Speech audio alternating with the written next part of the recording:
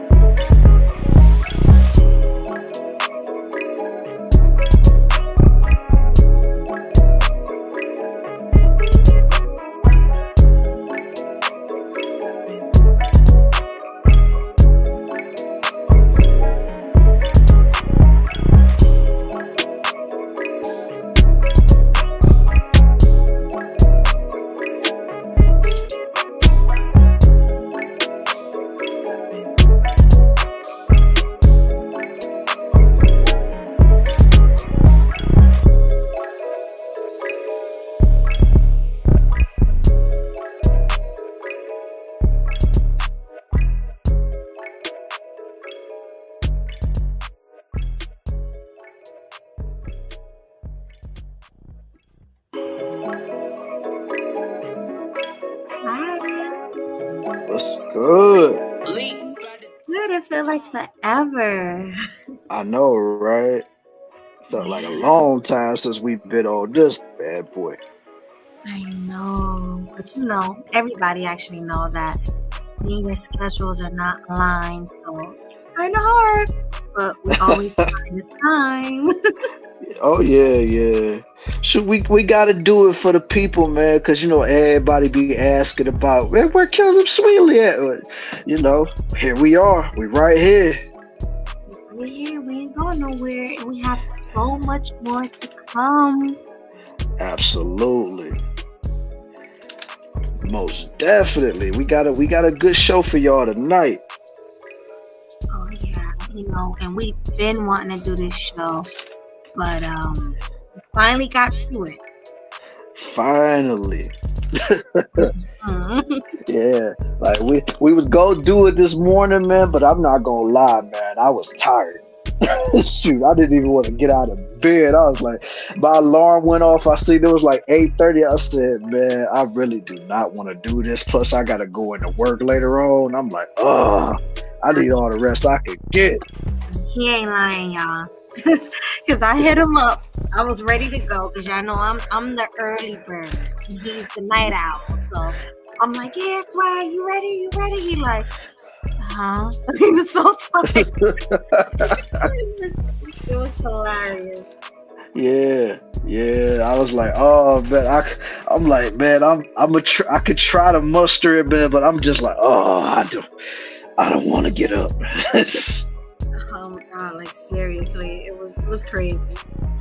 Yeah. We here. Absolutely. All right. I see some people already up in the chat, you know what I'm saying? I see the homeboy Brownsburg. We live right now. Where you at? Salute to you. Salute to you, though. I seen you over there on the purge all this weekend too, bro. Over there cutting up. I'll be in the chat. You know, I'll be lurking. Right. I was in the clouds, you know what I'm saying? Because, you know, a lot of times I can't be just talking and stuff in the chat, but me and my homie Culture Invasion, we was in the chat, you know, just chopping it up, looking at all the buffoonery and stuff. It was a good time, man. I loved it over there. Definitely. Always a good time at Auntie's Purge. If right. you subscribe to Auntie already, make sure you do, because he's coming with that entertainment. Oh, yeah. Absolutely. Let me see. We got the homeboy Culture Invasion. Salute to you, homeboy. Salute. Yeah. Then you got the homie Tampa Supreme. Salute to you. Hi, Tampa. Yes, sir. And then, of course, we got our residential freestyler, Hustler and Muscular in the building. What's going on, man? Hey, Hustler. You better get off that BS, Hustler, because I be seeing you cammed up other places. So you're not going to play us out. You're not. Right. Hey, he talking about, I got 8 a.m. waiting on you guys. Hey, man, we was going to do it, man. Like I said, a brother was tired. Definitely was. Peace to you, Game Changer. Hey, GC, salute. Yeah, and of course I saw your show earlier today, man. That was a good show you did, talking about Moist Watkins, you know.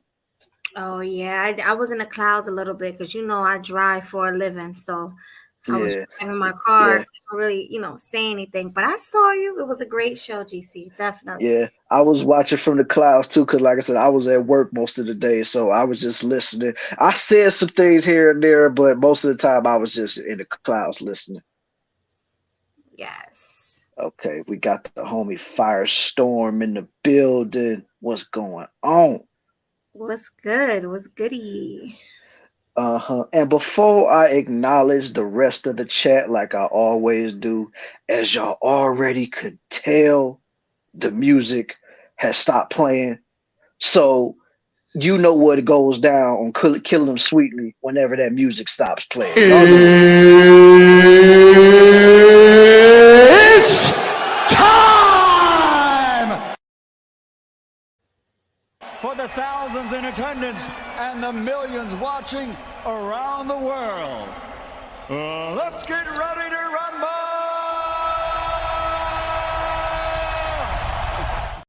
Let's go. You know how amped I get when he say that. I'll be so excited. Let's get ready to rumble. Like, I'm ready. Exactly. You know what it is. So ready. I am so ready. And I wanted to acknowledge Hustler and Muscular because he's like, where? Cammed up where? Enlighten me. Go ahead. You want to Oh, boy. I mean, I wasn't gonna touch on it, but I might as well, bro. Like, I'm just gonna keep it all the way a buck with you.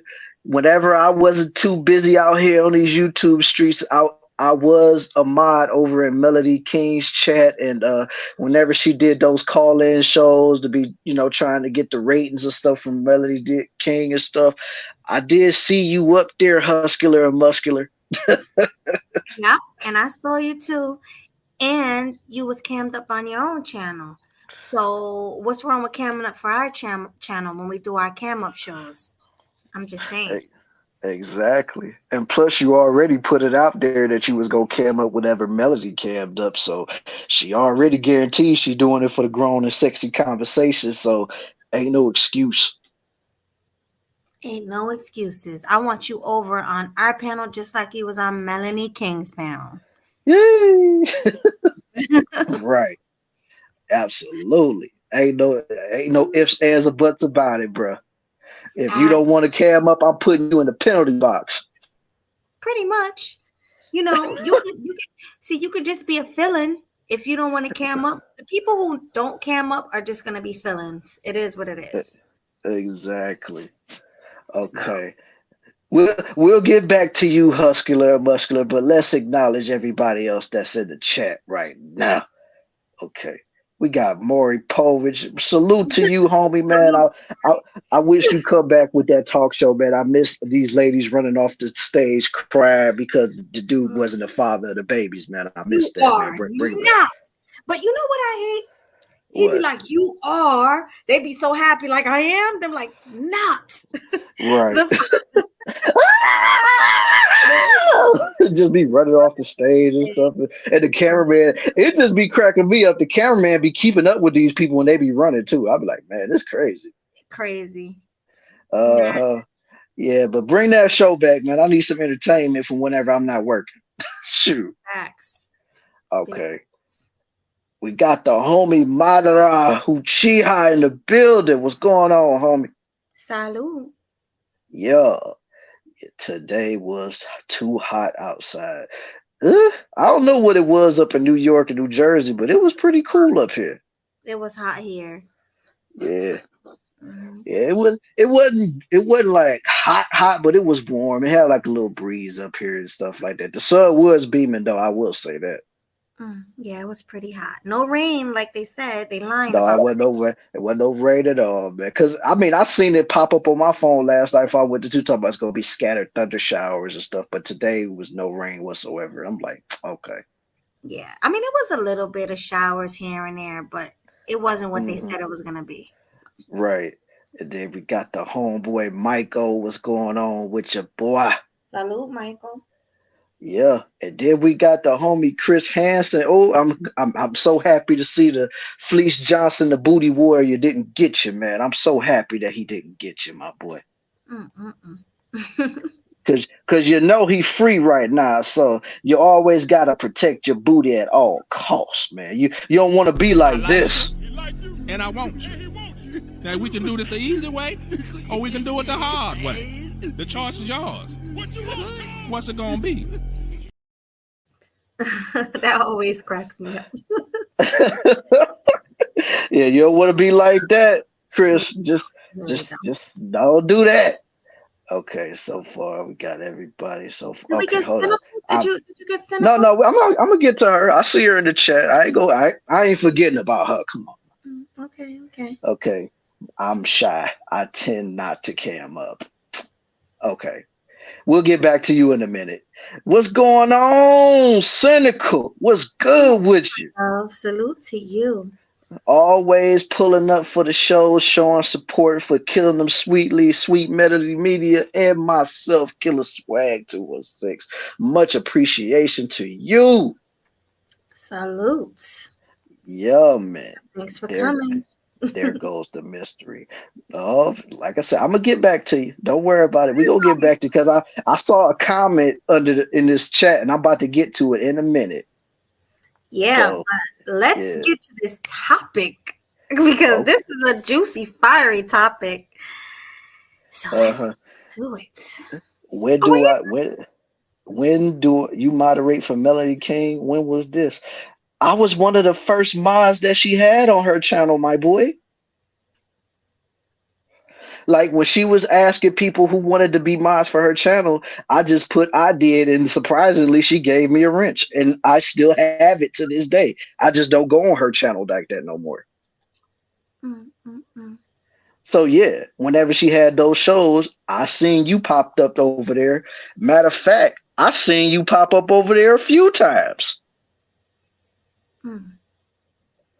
Yeah. So there's no excuses why you shouldn't cam up on our show. No And excuses. then, and then he said he had no choice but to cam up for Melody. Well, you Melanie, ain't got well, you ain't whatever. got no choice but to cam up for Melody and Killer Swag too. Because I know Right. Melanie don't let people on her panel without camming up. Understood. But we about to do the Hmm. same thing over here because y'all Exactly. not gonna be playing us out. Right. Sorry. Right. Sorry, not sorry. Absolutely. Sorry, not sorry, man. You got to get with the program, my boy. Right. So y'all, if y'all can do it for Melanie, you can do it for Melody too. All right. Right. Hey, you got your name wrong with that too, so don't be trying to put it all on me. You said Melanie too. Talk about you. So don't be trying to come at me with that. Oh gosh. Wait, Leo Anthony in the building. Salute, Yeah, Leo. I seen him. I put his comment up. Hold up, where you at? I know I put it up, but I'm gonna put it back up there. Yeah, what's going on, Leo? Salute to you, homeboy. Peace. Jersey in the building, Jersey City. I see you. Yeah, yeah, yeah. You need to make a new season. Why you playing? Shoot, we need more of these women running off the stage crying, talking about, I'm sure that was the daddy. I'm so positive. And then they be testing like 10 other dudes. Like, we need that. Yeah, we definitely need that. Yeah, rest in peace to Jerry Springer, man. He was another one. Like, he was funny. He sure was. Flashbacks, no pun intended.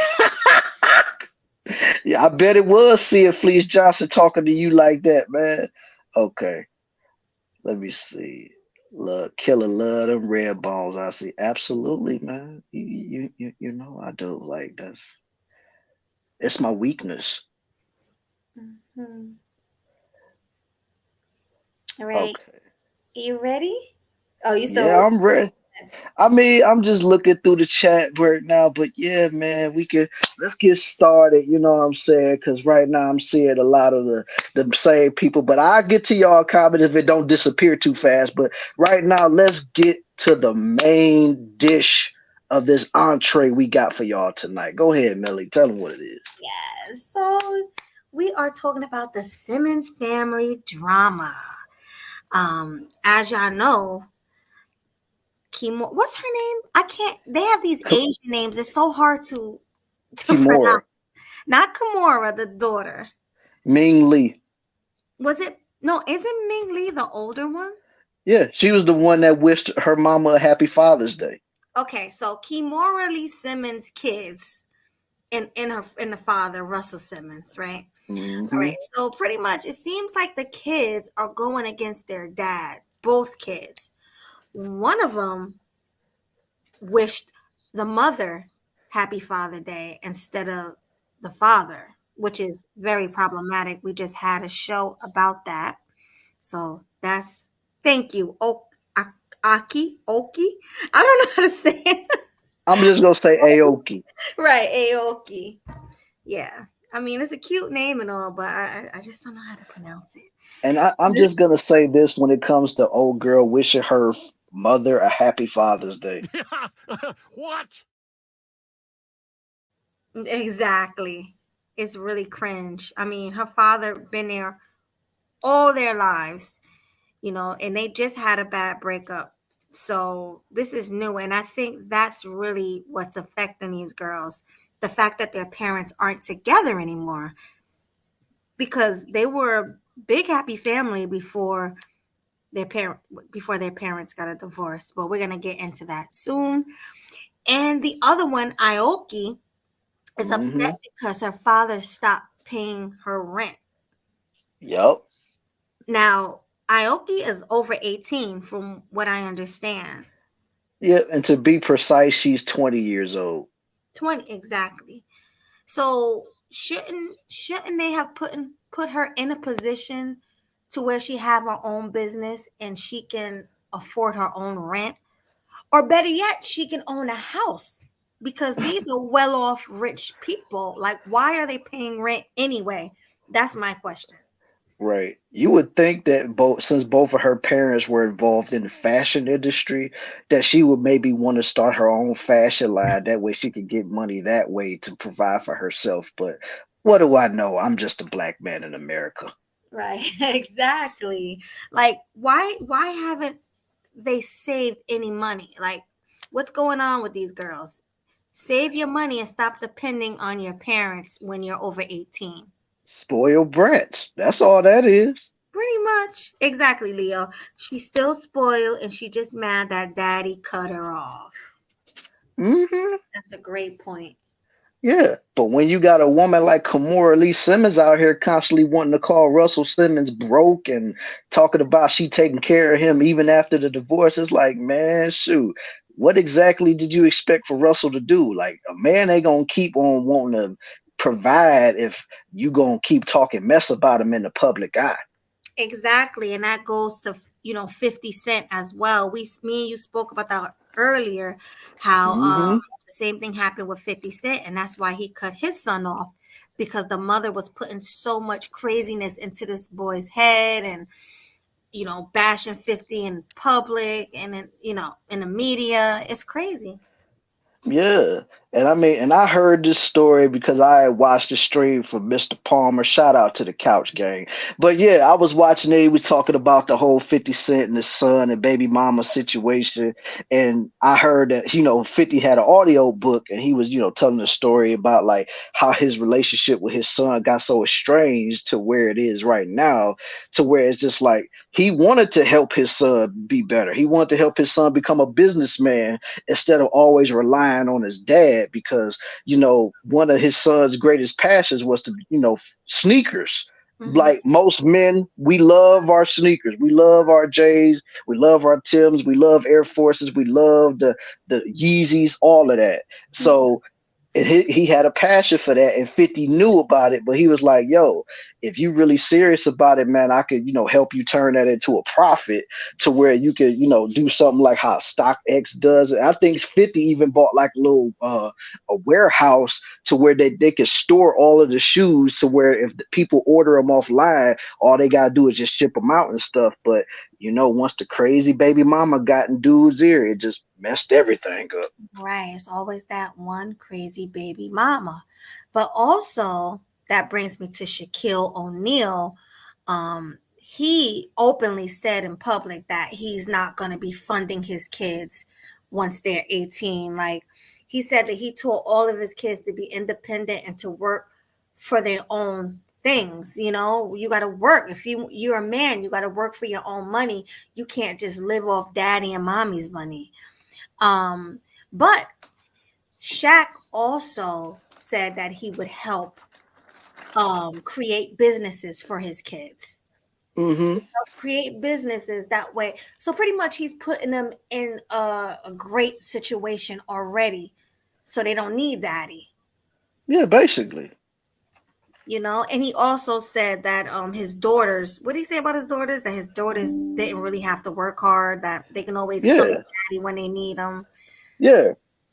Basically, he would always put his daughters up in his home, but the sons they got to fend for themselves and get their own stuff as far as like their home and stuff like that. He said he'll help the sons as far as like doing business and stuff, but as far as like coming back to live with daddy, he like, no, I'm not doing that. Like, I'll take your sisters in, but as far as y'all, no, y'all got to figure that out.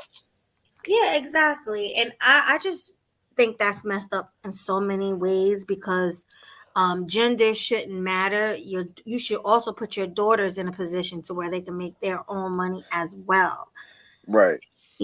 That you're just playing favoritism. Like, oh Hmm. well, the daughters get treated like this and the sons gotta go out and work. That shouldn't be how it is. But I mean, hey, different strokes for different folks.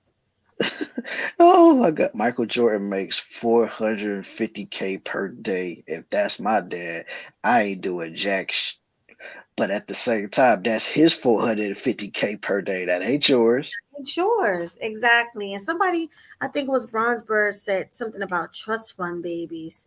Oh yeah, yeah. Yeah, You well know, remember trust fund kids. Yeah, that's what they were. yeah, pretty much. But I think like Caucasian people, they're a little different when it comes to money because they pass it down generations. All their wealth they Yeah. pass down to their kids. They don't have to work for anything. But if you look at the mentality of, I don't want to sound prejudiced or anything, but they all have this spoiled brat mentality, even well into their 30s and 40s and 50s, because of Emotional damage. right, exactly, emotional damage, because they just was handed things, so that's why they treat others the way they do, because they never had to work for anything. So Yeah. And plus, I mean, at that point, their parents never put them in positions to where they had to work. You know what I'm saying? It's always like whenever they're too far gone to where they're so spoiled to where they're burning through their parents' money is when they want their kids to learn the value of a dollar. But it's like you got to instill that in these kids early. You know what I'm saying? Because if you let them go on as far as like to their preteens or early to late teenagers, like they're already gonna have it set in their mind, like, oh, mommy and daddy, they gonna take care of me. They got money. Shoot, I ain't gonna have to struggle for nothing. But at the same time, it's like that's their money. And if they don't want to give you their money or they don't want to leave it to you in their will, it's their prerogative. Like they could really donate all of their, wealth to a charity if they wanted to. But of course, they're not going to leave their kids struggling like that. But kids need to understand, like, if your parents is rich, their money is not necessarily guaranteed to be yours if something were to happen to them. Because I know for a fact, I heard a story, what was it, a few years ago, that it was a woman and she had passed away and she had all of this money and she had kids too. But you ain't gonna believe this. She wow. left her money, she left all of her wealth to her dog. No way, over her kids. I'm not even making this up. She had to be was she She was Caucasian? Caucasian, yes. Yeah. Okay. I mean, because Caucasians, they love their dogs, and I love my hmm dog too. But Caucasians, they treat their dog just like a human being. Yeah. Because when I had first heard that story, I said, this got to be a joke or something. Like, because first I heard about it on Inside Edition, and sometimes they be doing like, tabloid stories, which sometimes could be stupid and fake or whatever. But then I actually seen it on the real news. I said, whoa, this is real. I said, wow, like that lady passed away and left all of her earnings, all of her wealth to a dog. Right, but then again, we don't know how rotten those kids were to her. Those kids probably treated her like crap. That's usually how rich kids are. Yeah. Like I said, they already feel like, they was born into wealth, so they're going to go ahead and continue to do what they want to do, act the way that they want to act because they like, yo, my parents got dough, so I got it like that. But I understand that, no, your parents got that. You ain't got that unless they fully guaranteed, put it in writing and showed it to you that they are leaving you their money in their will. You ain't got a dime of their money. At least that's what I think. Yeah, no, that sounds about right. Because these parents ain't playing. You had to be messed up to your parents for them to leave you nothing in a will and leave all the money and wealth to the dogs. Yeah. I mean, and it's like that all the time. And if they're not leaving it to an animal, they usually will donate it to some type of charity. Yes. Especially like if a kid is acting like spoiled brats and a bunch of headaches and stuff. Like, nah, man. Like they not about to give you that money. Right. And it was other celebrities too. I want to look up some Caucasian, some black, and they also said the same thing, that they're not going to just give their kids money. I'm going to look it up right now and I'll let you know who it was. Okay. Okay. Hey, what's going on, RZA? I see you popping up in the chat. What's good with your girl? RZA, what's going Yeah. on? And make sure Yep. you guys do what RZA said. Like, share, and subscribe to both streams. Hit the like button on the way in. And also, if you're feeling generous, because honestly, nobody's been making anything on YouTube. I'm going to be honest. But if you're feeling generous, our cash apps are down below. Hashtag Melody Show or hashtag Killer Cow 10. Absolutely. And just in case if you need a little incentive, I need y'all to hit the Cash App and support the show. there you go. But real quick, I'm just looking it up about the celebrity. Okay. All right. Let me see. Let me see. Who else is it? That's right. That is right. Let me see. Yeah, I spoke to their kids money. Exactly.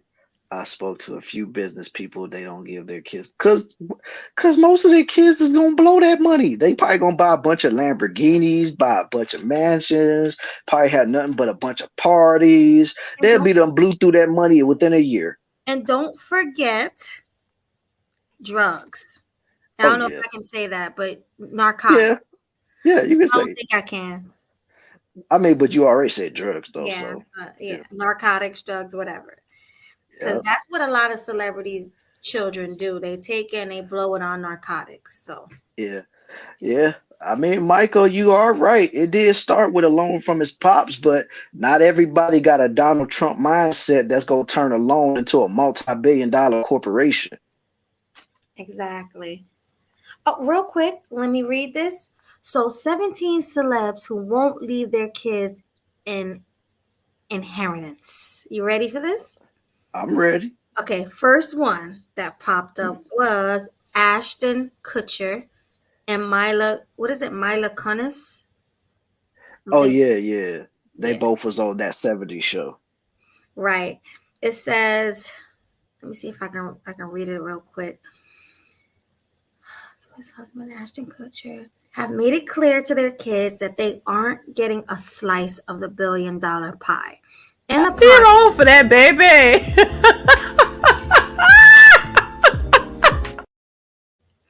This is messed up, right? Yo, She said, my kids are living a really privileged life and they don't even know it. And they'll never know it because this is the only one that they'll know. I'm not setting up a trust for them. We'll end up giving our money away to charity and to various things. So that's Ashton Kutcher and his wife. boom. I already said it. Yep. The next one is Jackie Chan. Oh wow. He said, let's see what he said. I don't have to read this whole thing. It's not, well, it doesn't say what he said, but yeah, pretty much it was him. Yeah, because I know he do got a son, so but yeah, that's crazy. Yeah, number 3 is Bill Gates. The Ooh. Bill Gates. Well, I know he ain't leaving his daughter no money, especially after the fact that she messing around with a black man these days. Right. Definitely not giving her This anything. this Bill Gates right here when he found out that his daughter was messing with a black dude.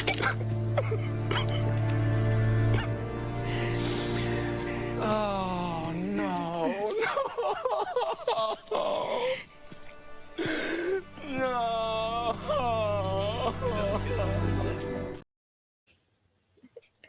Exactly. He was devastated, okay?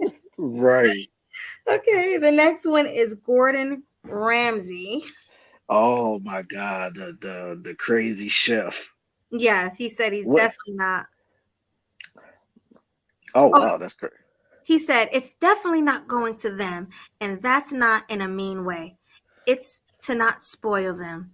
The only thing I agreed with Tana is that they get 25% deposit on a flat, but Right. but not the whole flat. Oh I my could already imagine him writing that stuff. He's like, they're not getting a dime of my money because they don't understand the work that I had to put in with all the restaurants that I own. So no, I'm not leaving them nothing. That's brutal. Oh my God, that's horrible. Blue said, what Blue say? No, he just Learn said the peace. hard way. Oh, that's Bronzeberg. Yep. That's Bronzeberg or Blue? Oh, that's Yeah. Bronzeberg. Okay. Yeah, I was about to say Bronzeberg. Blue just said peace. Peace to you, homie. No, because he asked me for the link. So I'm like, what is he saying down there? But okay, yeah, you're Mm-hmm. right. I'm about to drop the link in a few. We'll drop it. Uh-huh. Oh, yeah, Yeah. all got so much to say. Yeah, that's right, culture invasion. They're not getting a penny of my hard-earned money. All the money I made from all of my folk shows. No, I'm not doing it. Oh gosh, that British accent though. Hilarious. All right, you ready for the next one? Yeah, I'm ready. Simon Cowell. Oh, He said, let me see. He said, your legacy. Wait, did he say something before that? Oh, okay. Let's start here. I'm going to leave my money to somebody, a charity, probably kids and dogs. I don't believe in passing on from one generation to another. He is a firm believer that one's legacy should be about helping others succeed rather than dumping money in their kids' bank accounts. And wow.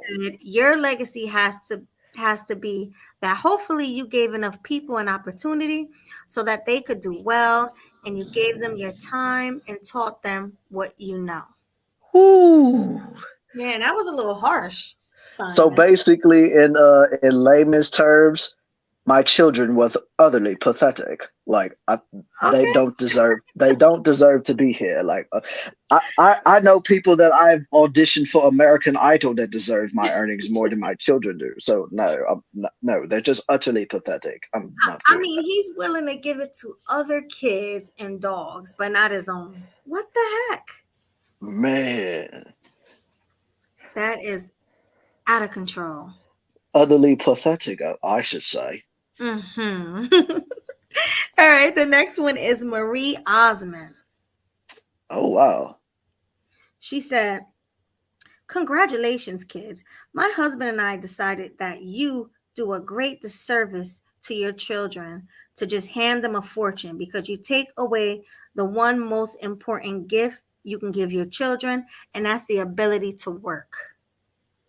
That's Mm, Osmond. dang. Mm-mm. That's nuts, man. Like that's crazy when you got the parents coming out and literally telling everybody, like, "Nah, I ain't leaving my kids jack nothing." Ain't that crazy? Yeah. Okay, What's going on, Angela? What's hi up? Angela. Salute. Wait, there's more. Go Daniel ahead. Daniel Craig. Oh, that's that James Bond dude. Yeah, let's see if he said anything. There are a lot of is he British? Yeah, I think he is. A lot I of know he's not American. right, a lot of British people feel this way. Like my kids are spoiled rotten to the core. I'm not going to give my kids anything. Like, forget that. Like all of my James Bond money that I've saved up over the years, and then my kids are gonna try to blow that up, getting Airbnbs and Lamborghini whips and stuff like that. I'm not doing it. No. Insane. He said, my philosophy is to get rid of or give it away before you go. I don't want to leave great sums to the next generation. What? I Yeah, don't want to leave great sums to the next generation. Unbelievable. my kids are spoiled pissants. I'm not dealing with that. No. You don't Like want to they're do gonna have to learn they're gonna have to learn the hard way. Like I worked for my money, they're gonna have to do the same thing.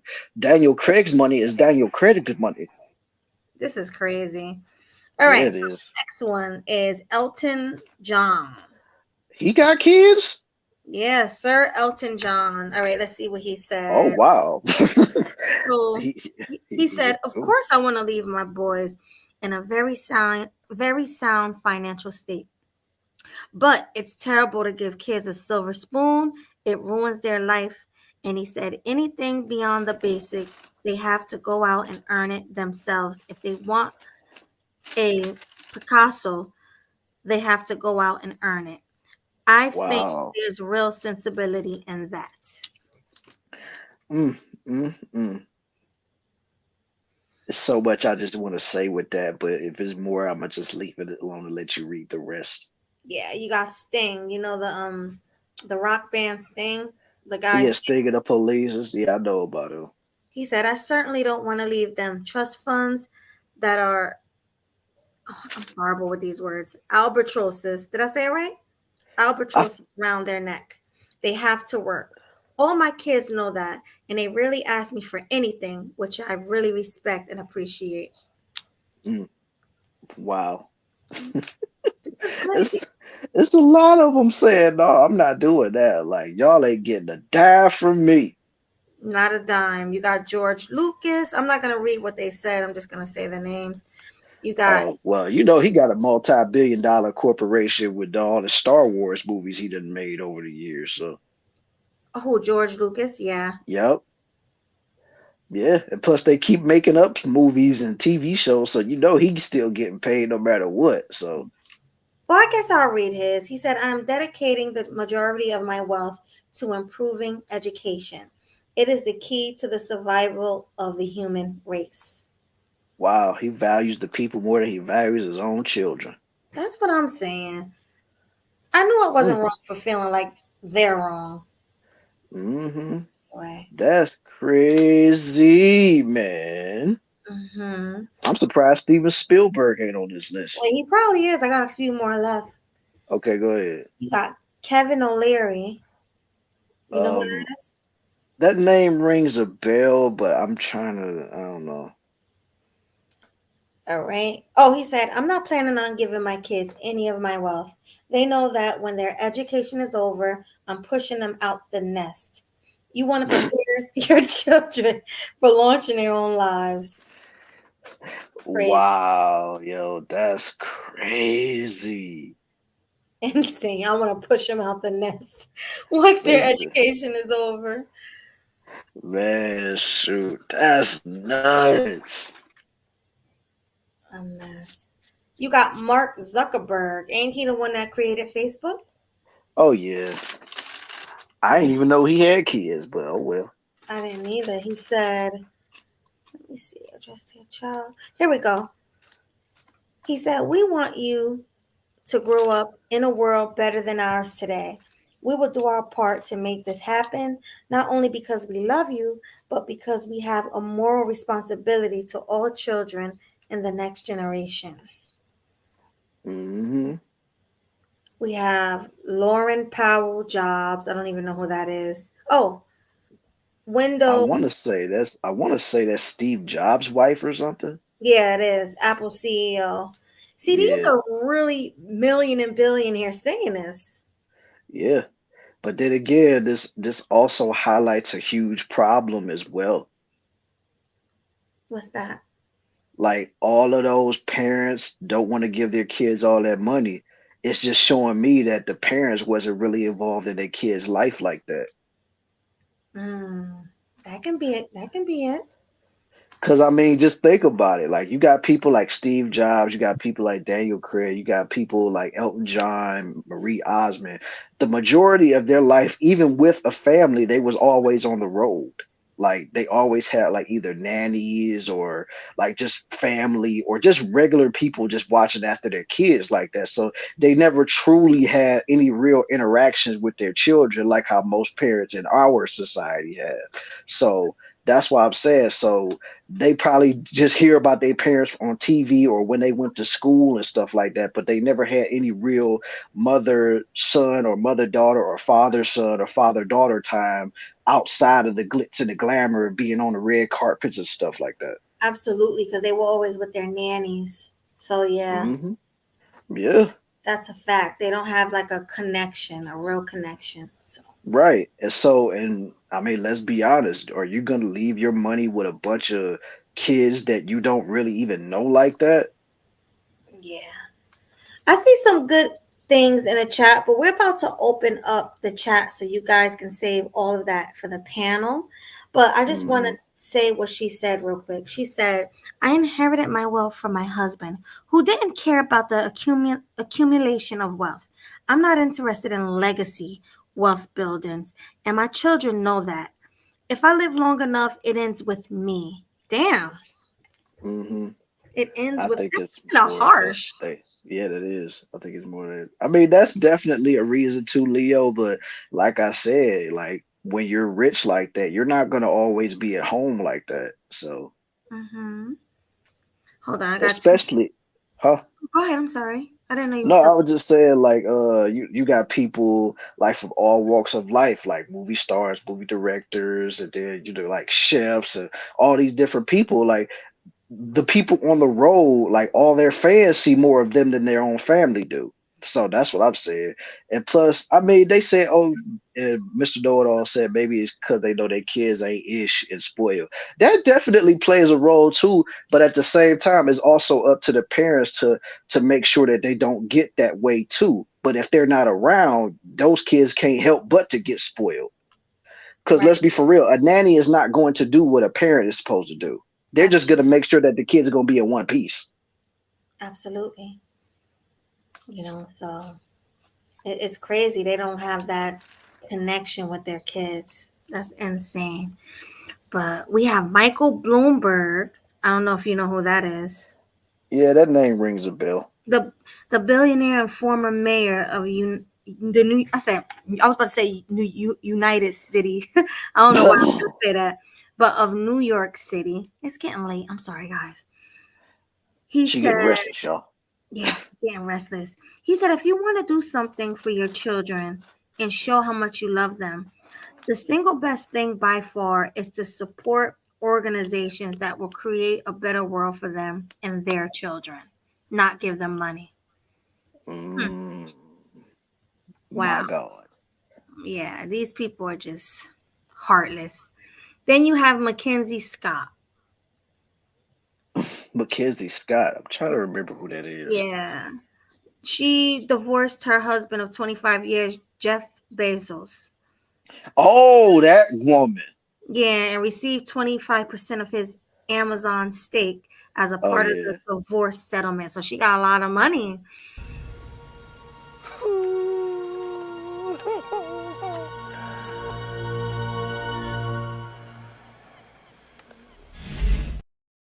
That's crazy. So she got all that money from divorcing her husband and not going to pass it to his kids, to his legacy.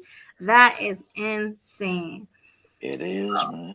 Anyway, she said, my approach to philanthropy will continue to be thoughtful. It will take time and effort and care, but I won't wait. And oh, my phone blacked out. Oh, Oh, here we go. I won't wait. Where was I? Jesus Christ. Here we go. But I won't wait. And I will keep it at it. I will keep at it until the safe is empty. Oh, I will keep at it until the safe is empty. I don't like that. Jesus. She sounds crazy. And then Andrew Lloyd Webber. You know who that is? That name definitely rings a bell. I just can't put a face to him yet. He's a famous British musician. Mm. Yeah, definitely. He said, Salute Gray Pill. What do you hey, say? Greg Hill. He said, or she said, I don't know who that is. It's a guy, said, Uh, he said, I am not in favor of children subtly finding a lot of money coming their way because then they have no incentive to work. He plans on donating his fortune for the cause of theaters and music. We could mm. have we could use the royalties to encourage everything from bursaries to young what did I say right? Bursaries to young artists and composers. Oh, okay. Andrew Lloyd Webber, Phantom of the Opera. Okay. Okay. I knew it sounded familiar, and so did you. hmm Peace to you, Ray Hama. Peace, Ray, salute. And then Yeah, also the last one is Bernard Marcus. I don't know that one. Yeah, I don't know him either. It says, oh, he co-founded Home Depot. Oh, So oh, you know okay. he's rich too.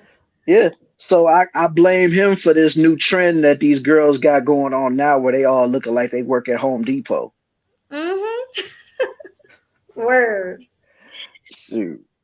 He said, all right, I'm gonna read what he said, and then that's it. We can move on. If you want, we can open a panel. I mean, hey man, it's up to you. I'm down for whatever.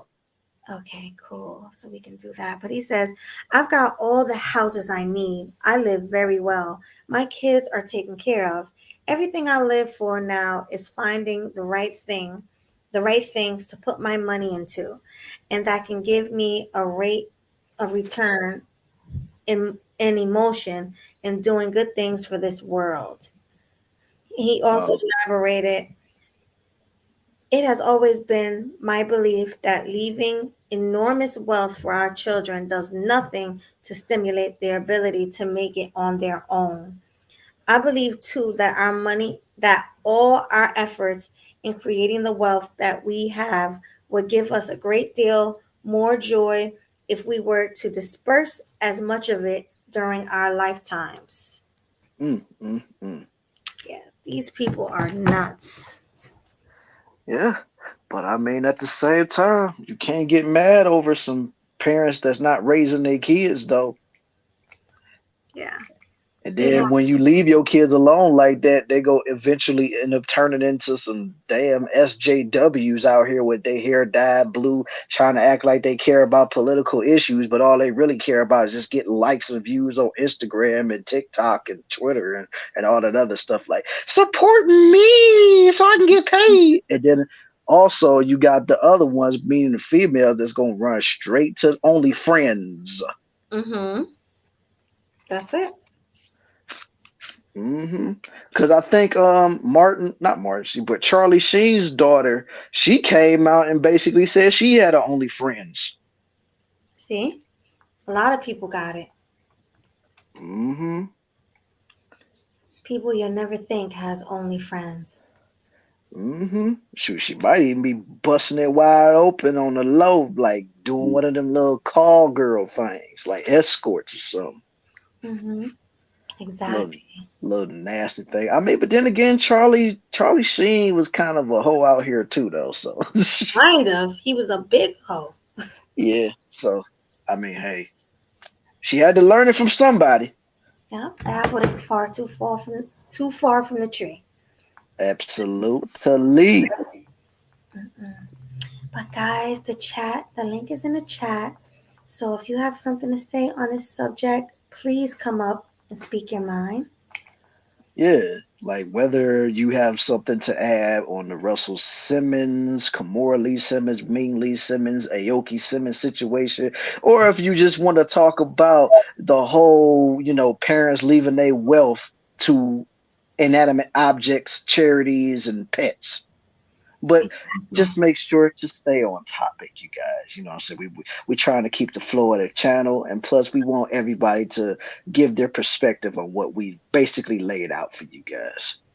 So our question for you is, should the rich famous parents stop supporting their child once they're grown? That's a topic that you guys can come up and answer. A question that you guys can come up and answer. Like if you want to come up on the panel and answer that question, the link is already in the chat. So just come on and hit it.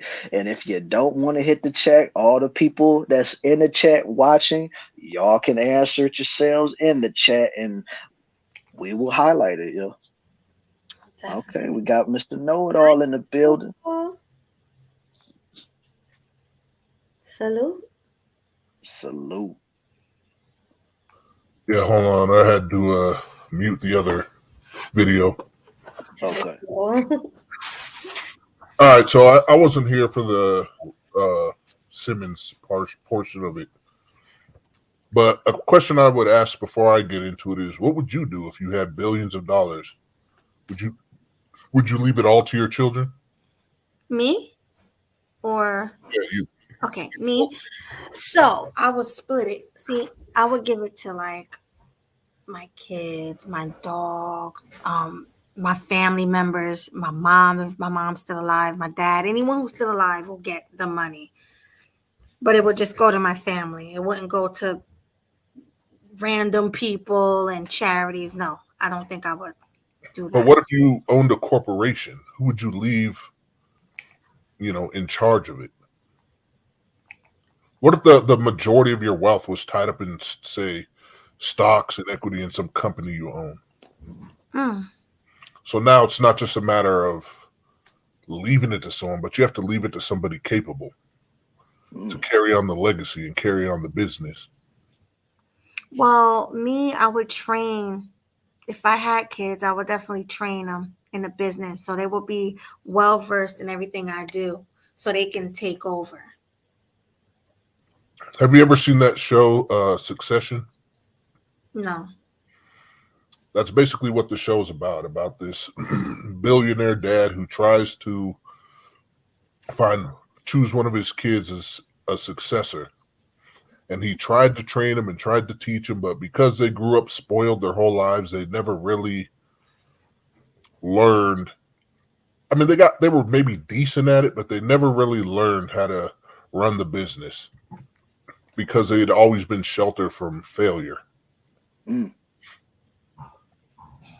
Wow. So I could see, from that standpoint, I could see how a rich person, especially Jeff Bezos' wife, ex-wife, she didn't even earn the money. So to her, it's like winning the lottery almost. Pretty much. For the ones who did earn it, I could see why they may be hesitant to leave all of it to their kids. To say they leave none, that's crazy to me. That's crazy. But I can see why you wouldn't leave all of it, especially if you have causes near and dear to your heart. Mm-hmm. But it's like, it's almost like these people don't know what it's like to work in this economy. I would shelter my kids from it if I could, especially if I've already funded a world-class education for them, Mm-hmm.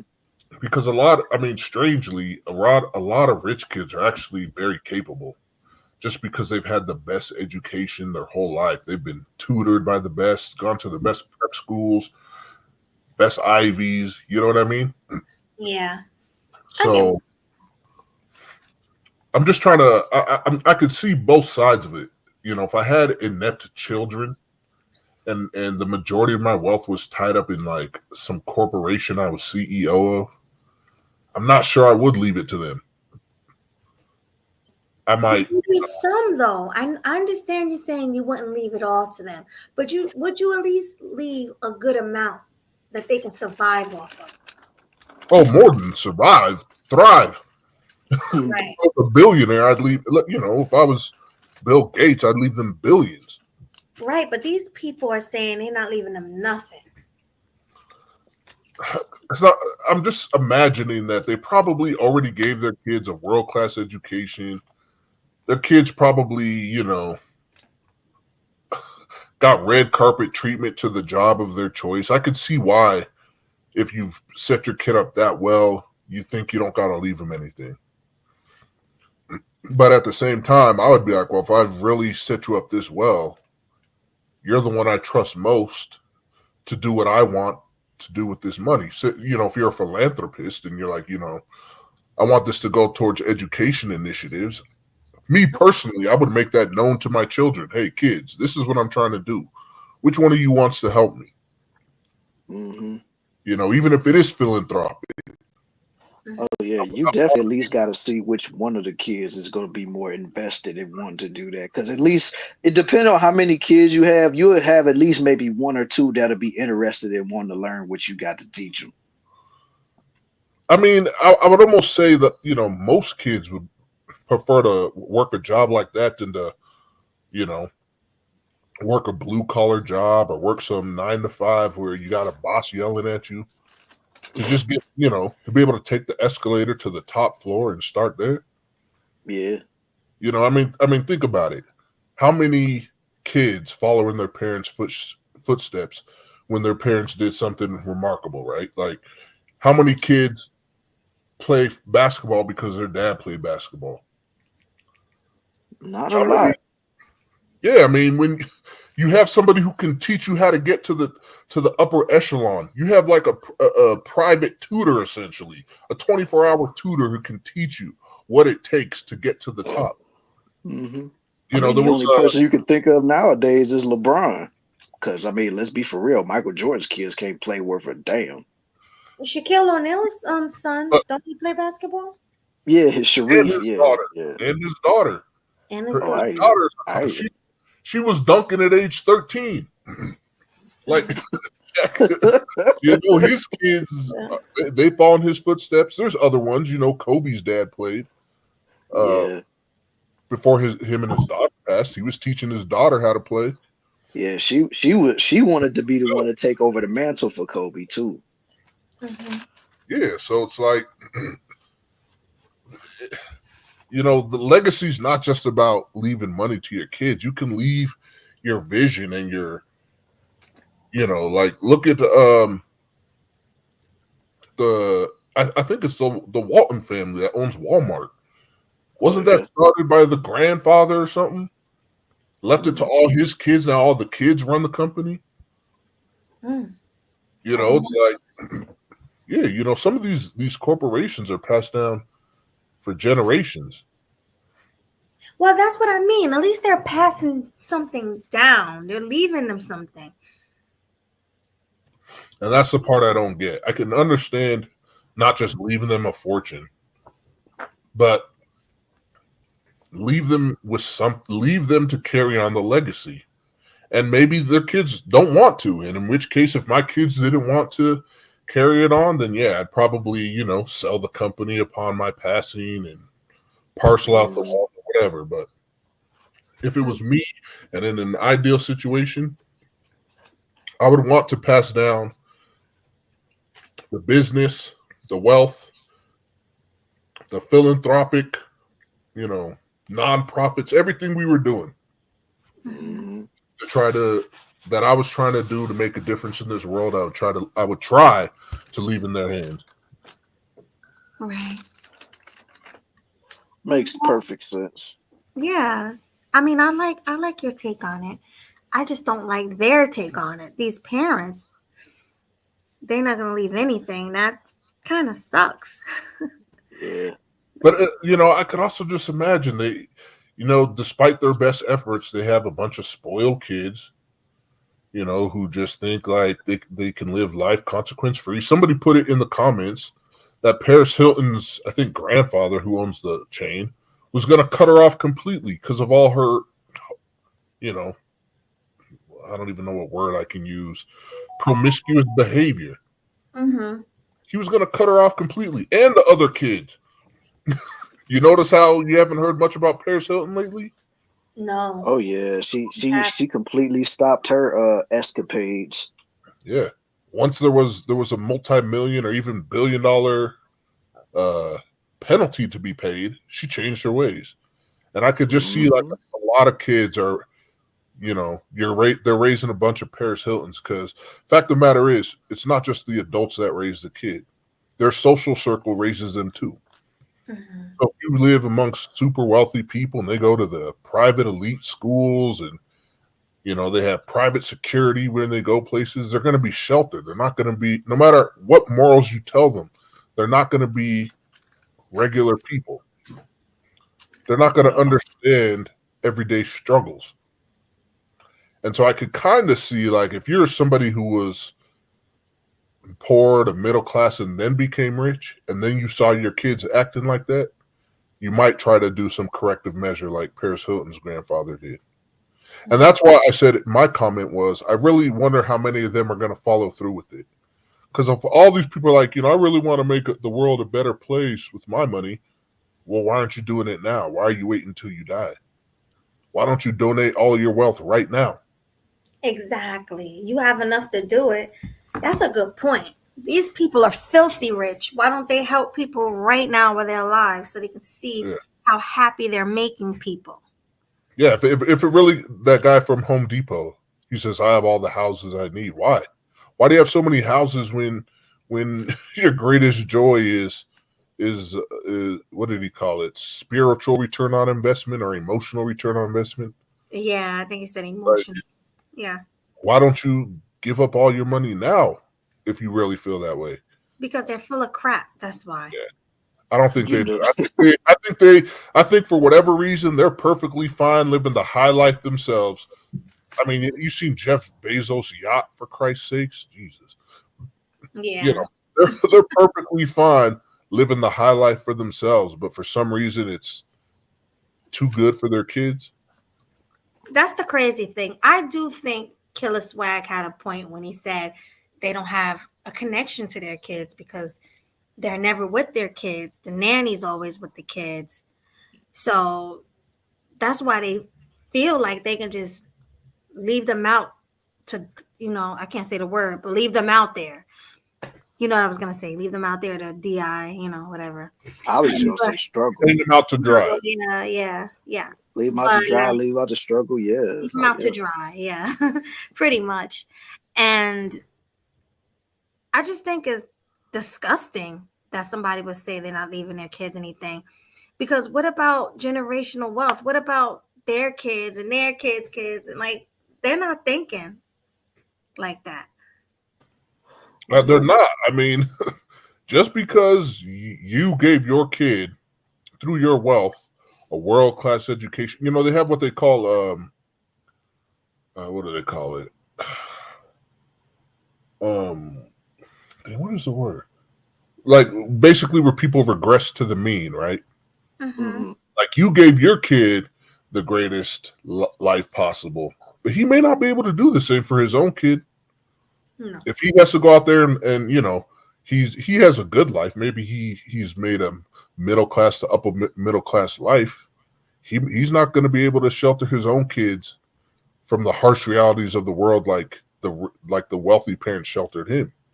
Right. And so I don't know, maybe they think that's a good thing. Maybe they just want their kids to be in the sludge with everybody else struggling. Me personally, provided I didn't have a Paris Hilton type kid, I would want them to carry on with what I started. If I did have a Paris Hilton type kid, though, yeah, you dang right, I might cut her off. Yeah, that's harsh. That's harsh. I would never cut any of my kids off. If you had a daughter doing porn, oh dang, can I say that word? Prawn? No. Prawn, corn, yeah. You wouldn't even threaten to cut them off? Mm-mm. All right. Wait a minute, my super chat is gone?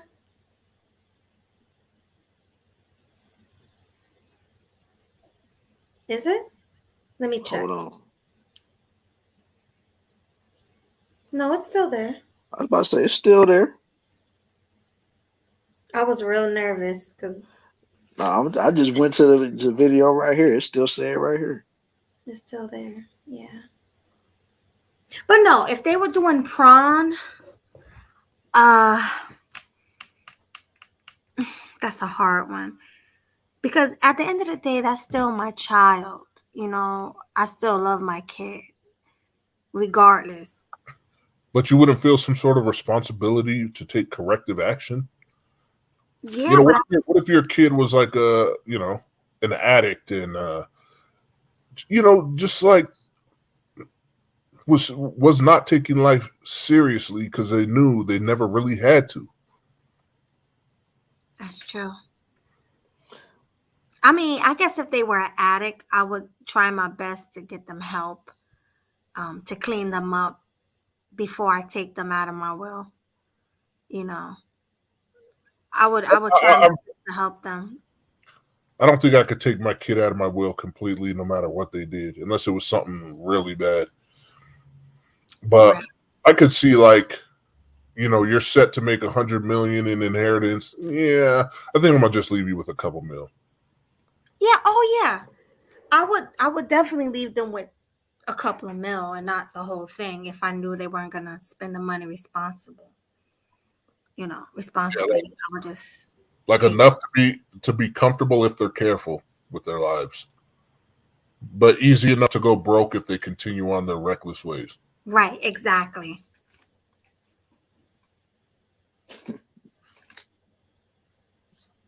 Yeah, that's facts right there. Mm-hmm.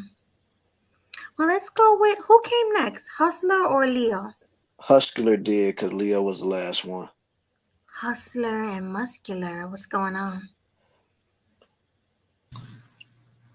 Nothing much, chilling.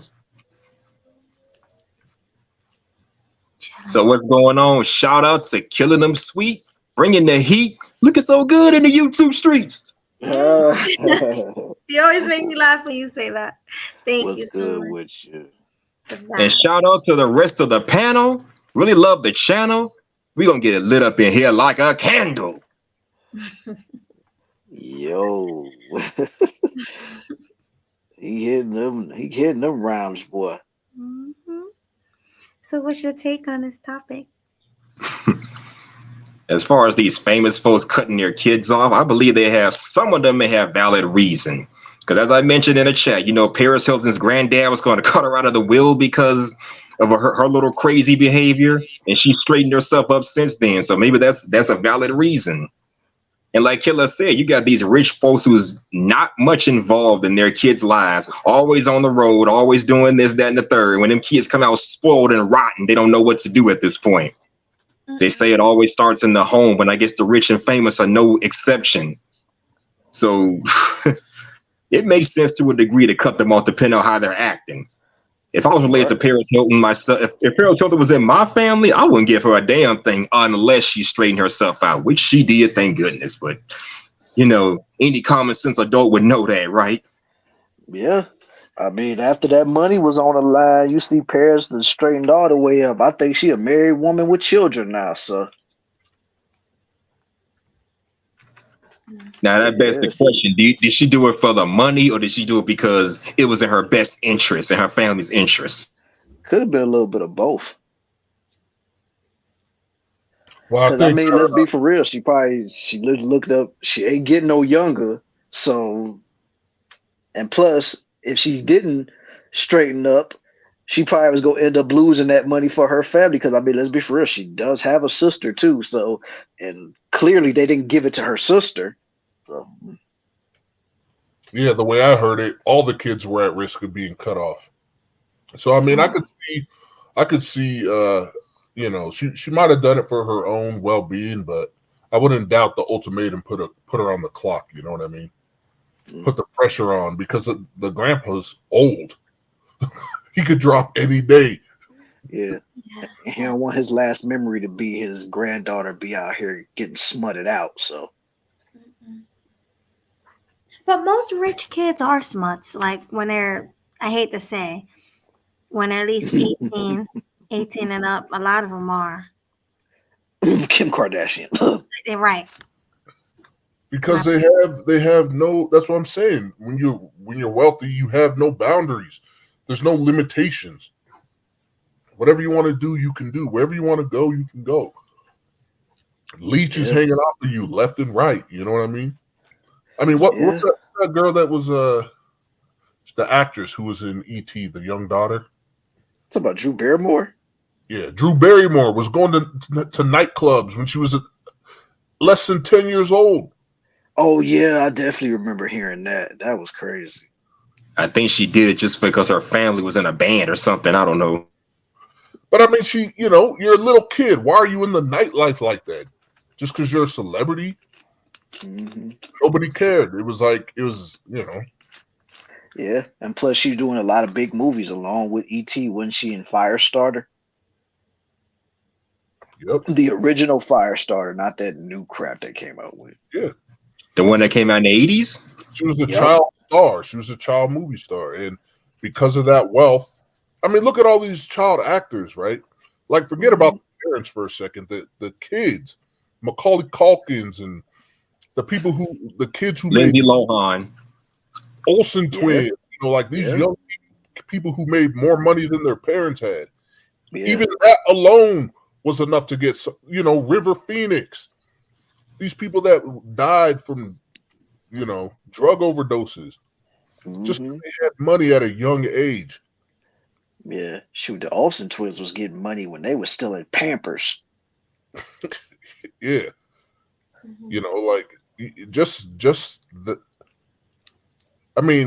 Forget inheriting it from your parents. Just a young person without any discipline, any guidance. Yeah. Really go sideways when you give them too much money. So the crazy thing is, those two, the Olsen twins, was the only ones that never really fell off the rails. Like they turned their fortune into like a fashion company. Like you barely even hear about them these days.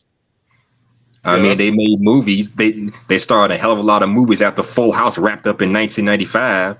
Oh yeah, they definitely was in a lot of movies, a lot of TV shows and stuff like that. But once they got out of their teenage years and became adults, they started really like going to school and going to the fashion industry. And I mean, I don't know what designs they came up with or whatever, but they said they got some of the top brand designs in the country. And like I said, you barely ever see them.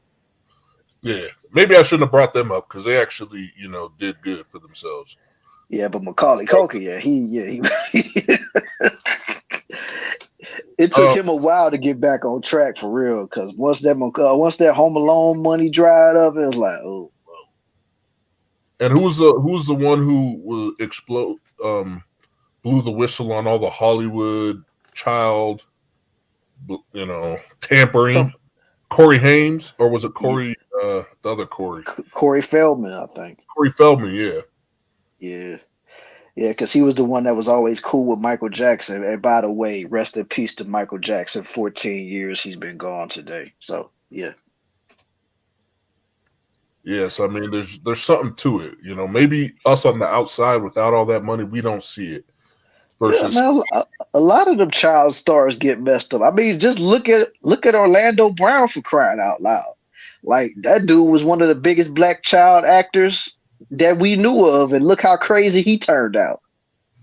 Yeah, you did a whole video on that guy. I saw that while I was at the gym today. I'm like, damn. My first time seeing Orlando Brown, I think he was in Family Matters. He was in Moesha. Fast forward to the 2000s, he was in That's So Raven, which, by the way, I still love 20 years later. Yeah, that was my ish back in the day. Yeah, he even did like a voiceover for the Proud Family. He was Sticky Jones. Yeah, he was Sticky Joe, and he did a couple of voice actors. It was a couple of other Disney shows he did too. Like, definitely. But yeah, like wow, and it's so crazy because like the last time I seen him before he literally was losing his mind was when they did a That's So Raven reunion. They had Raven, they had the white girl, and then they had him. Chelsea. Like he was, Chelsea. They had them all on the set together, and they was reminiscing about old times. And then, like a little while after that, all of a sudden, dude goes off the rails talking about what he did to Raven Simone back in the trailers and stuff like that, and doing all of this, doing all that. I'm like, Lord have mercy. Did that ish really happen, or was it all just speculation? Because I would not doubt it. I'm just gonna say that. I'm not gonna say I don't know. I don't know how true it is, but I'm not gonna say that he lying. Good man. He gets arrested for some drug possession. At least that's what they found in his car or whatever. But what makes it so crazy with him though, he was looking like he was turning his life around. He's supposed to have a wife, he's supposed to have a kid. The next thing you know, he went right back off the rails. I'm like, phew.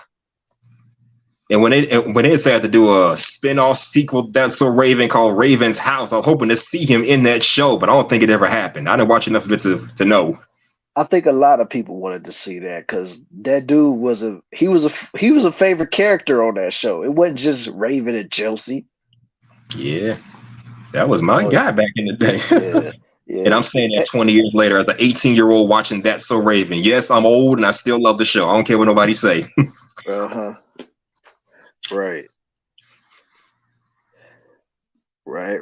No, culture. Feldman is still alive. Corey Haim is the one that he OD'd and he passed away that way. Yeah, and I mean, just so many more that we're not even thinking of. I mean, and it still goes on to this day. I mean, I know that's not entirely what we're talking about because it sounds like these people don't want to leave anything to their children, regardless their children's ages. Yeah, because it might ruin them more than they already are. Just imagine with them not having really any real experience with that type of money, and then they get thrusted with like millions upon millions and billions of dollars. Like, they're not gonna know how to act. I mean, I don't know, man. It just seems a little short-sighted not to leave them with at least something substantial. Even if you're not leaving them with everything. Yeah, I definitely think that's crazy. Like I said, when I saw that story about that woman leaving all of her wealth and all of her stuff to the dog, I was like, my God, like what what did her family do for her to entrust her estate to a dog? What is a dog gonna do with money besides being in the backyard? Exactly. Right. The moment she did that, probably just went. The courts probably decided where it really went. Mm-hmm. Yeah, and it probably was gonna go to whoever was gonna take care of the dog, and I'm pretty sure that she was gonna make sure that it wasn't none of her kids taking care of that dog. So she probably had like maybe somebody like what's them people that they call that take care of people's pets. But I mean, that's somebody that come on, you can't think of anything better than. That's when you should give it to charity. If you got nothing better, nobody better than a dog to give it to, yeah, that's when you should give it to charity. Yeah, I mean that makes the most sense to give it to something that actually has a good cause behind it instead of just giving it to a dog that's probably gonna end up dying probably a few years after you did. I don't know, man. Rich people can be eccentric, Yeah, like I always thought about wanting to be rich, but then after hearing about all that stuff, I'm like, no, I'm like I said, I'll be cool with the money, but it's like it's so much that go into being that wealthy. It's like because like I said, and when you making that type of money, it's like you got to really find a balance, man. You can't just be all about the money. And then like if you do start a family, of course you're going to put your kids through the best teachings and the best education that money can buy, absolutely, but you're still going to need like that, especially like if you're a father, you're definitely going to need that father child bonding moments with them and stuff like that. That way you can at least gauge them to see where they're at when they get a little older, and then you'll know for sure whether or not they should be able to take care of the family business and stuff like that. But a lot of these people, they just be on the road so much, like they don't really have time to spend with their kids unless they going on vacation. Not to mention, do you think like the Rothschilds and the Rockefellers think this way? Absolutely not. Look at what they've done for their families. Who knows, but that's a family that ain't never losing money, no matter who coming out of that generation. The Rothschilds are so rich you don't even see them on the Forbes list. Mm-hmm. Nobody knows how much money they got. Mm-hmm. Absolutely, yo. So Leo, what'd you say?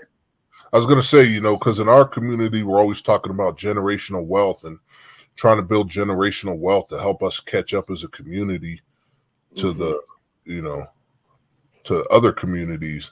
And that's another reason why I think it seems so strange to us that they wouldn't leave anything to their kids. For the mere fact that I want the money to stay in the community, I'd leave it to my kids.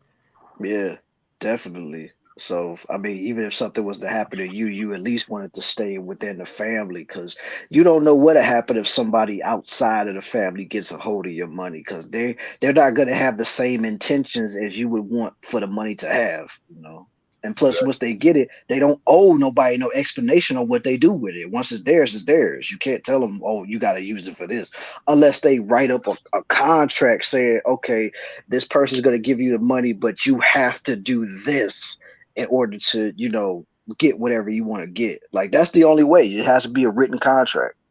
You know what that reminds me of? You ever seen the movie Brewster's Millions? A long time ago. Richard Pryor. Yeah, I ain't seen that movie in years. Yeah, so he I forget what it was, but he inherits something like $500 million or something. Mm-hmm. But in order to get the $500 million, he had to spend, I think, $30 million in 30 days or something. That's crazy. So the moral was, by the end of the movie, he hated money because he'd spent it.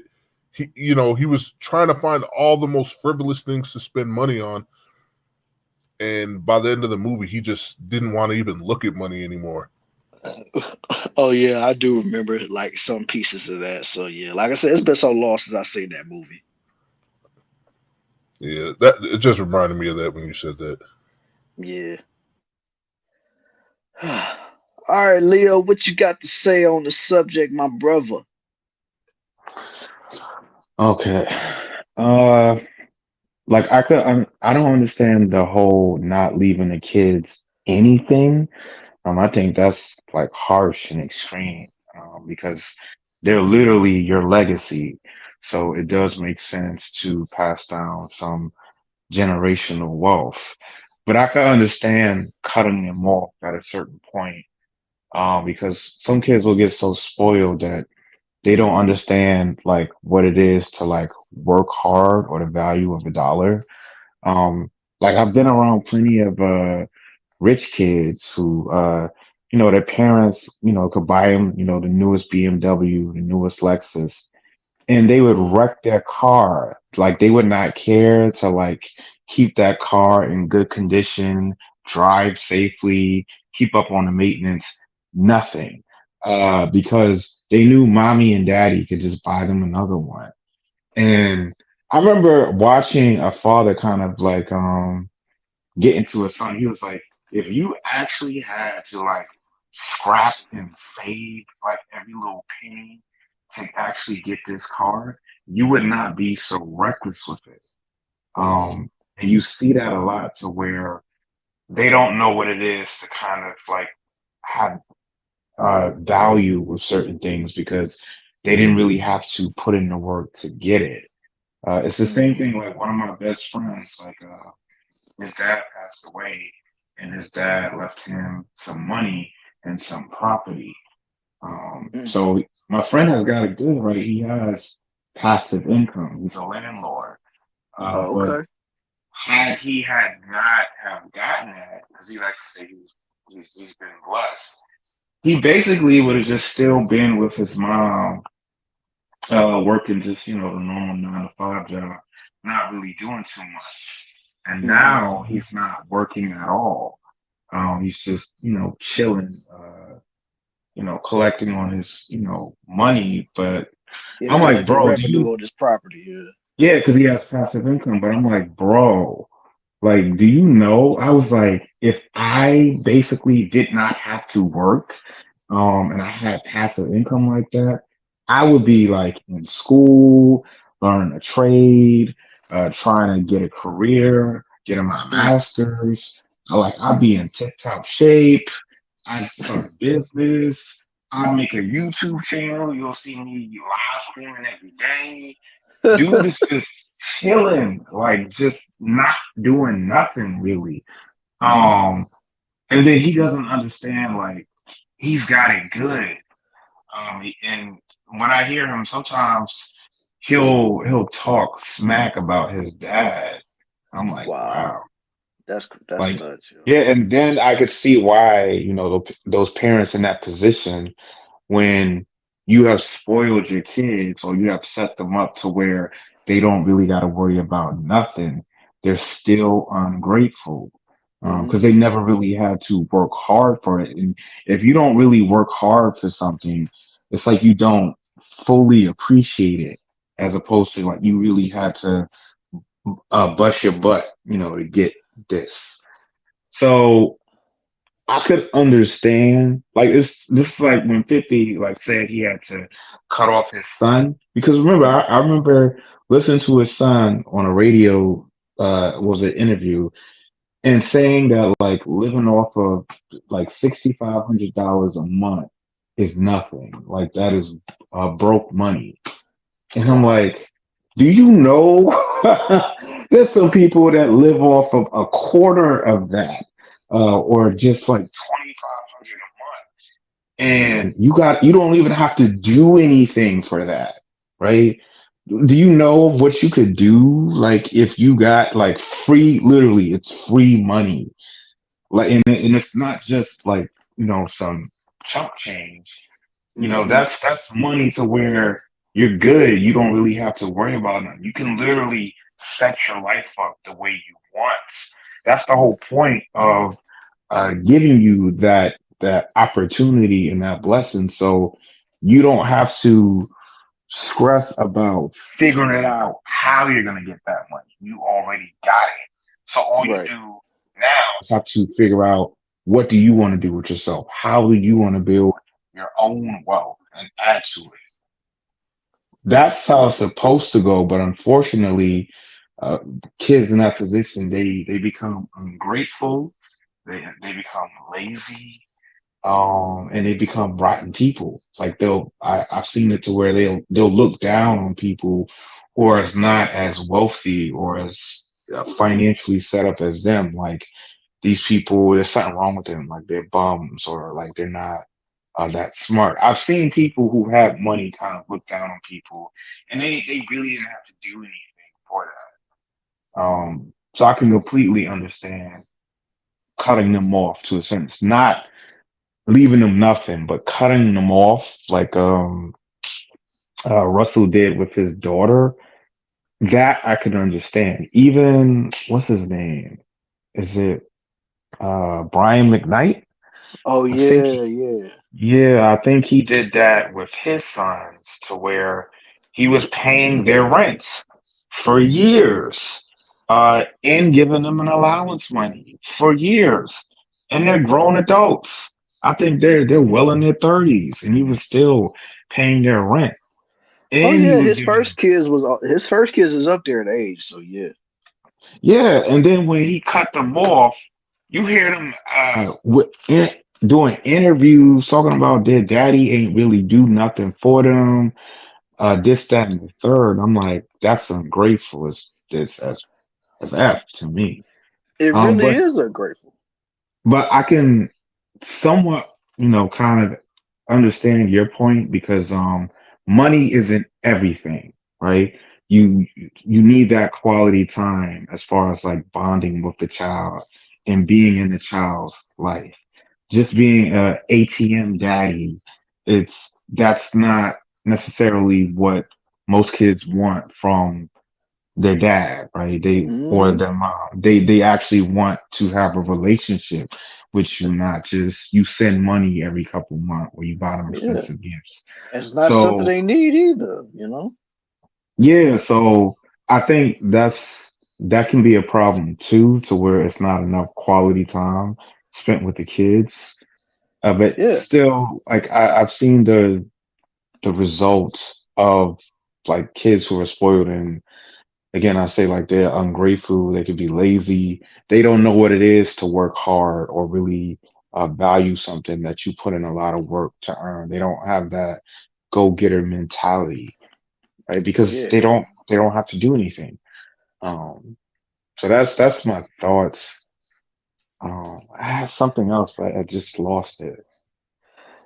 Hey man, shoot, that was a good take of yours right there, man. And it's just like I said, man. Like, of course, when you're a parent, you always want to make sure that you're doing the best that you can to provide for your Oh, children. okay. Now I remember. Now some actually try, like you said, like they try to teach their kids the business, and Hmm. sometimes it does work out. Like I know, like in this space, we rag on like Will Smith, right? And Hmm. even though I don't like how Jaden Smith turned out completely, um, I still can give him some credit to where okay, he did follow in his father's footsteps, literally. He's a rapper and he's an actor, just like his dad. And I would Yeah. even say that he's a better rapper and a better actor than his dad. Or he's getting there to that point. I don't. So and at least with like Jaden, right? That's an example of like his father literally passed down the torch to him. So Hmm. he's and Jaden also he has what his own like water company or something like that. I have So no idea. yeah, he has something like that where he has like his own water company. So that's like something I would want to see my son do, even if he doesn't necessarily go down the same path. Like he sets himself up well enough to where he doesn't necessarily need my money anymore. Like Jaden can make his own money. apart from his parents. That's right. That's impressive, right? He's his own celebrity. He's not just Will Smith's son. He's Jaden Smith. Yeah. Right. So that's really what people who, are successful and got money like that, that's what they want to pass down to their children and their grandchildren. But a lot of times it don't play out like that. So I can understand cutting them off. Not entirely, but cutting them off to a certain extent, yeah.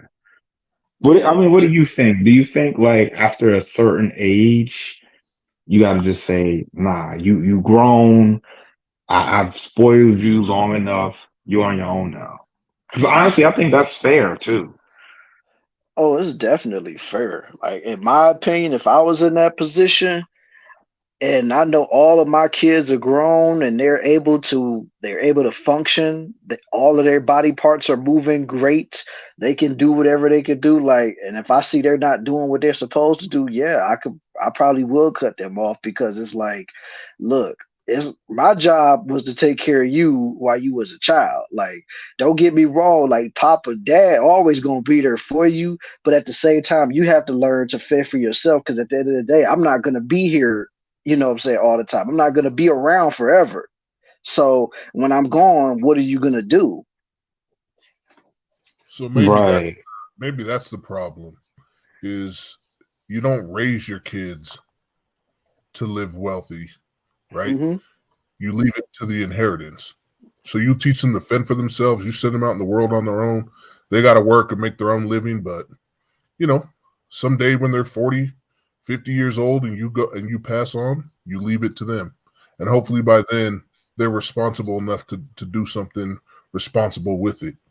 Right. Versus what you were talking about, whoever, I think, was it you, Leo, was to talk about kids wrecking their Benzes and They spoiled and they got their parents buying them fancy cars and they wreck it like crazy because they don't care. Like they didn't have to put in work to actually buy that car, and plus they know mommy and daddy could buy them another one.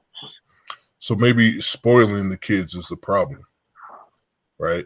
Don't buy them a fancy car. In fact, maybe don't even buy them a car. Make them, how some parents used to do, make them pay for half of it, save up money for half and you pay the other half, that type of thing.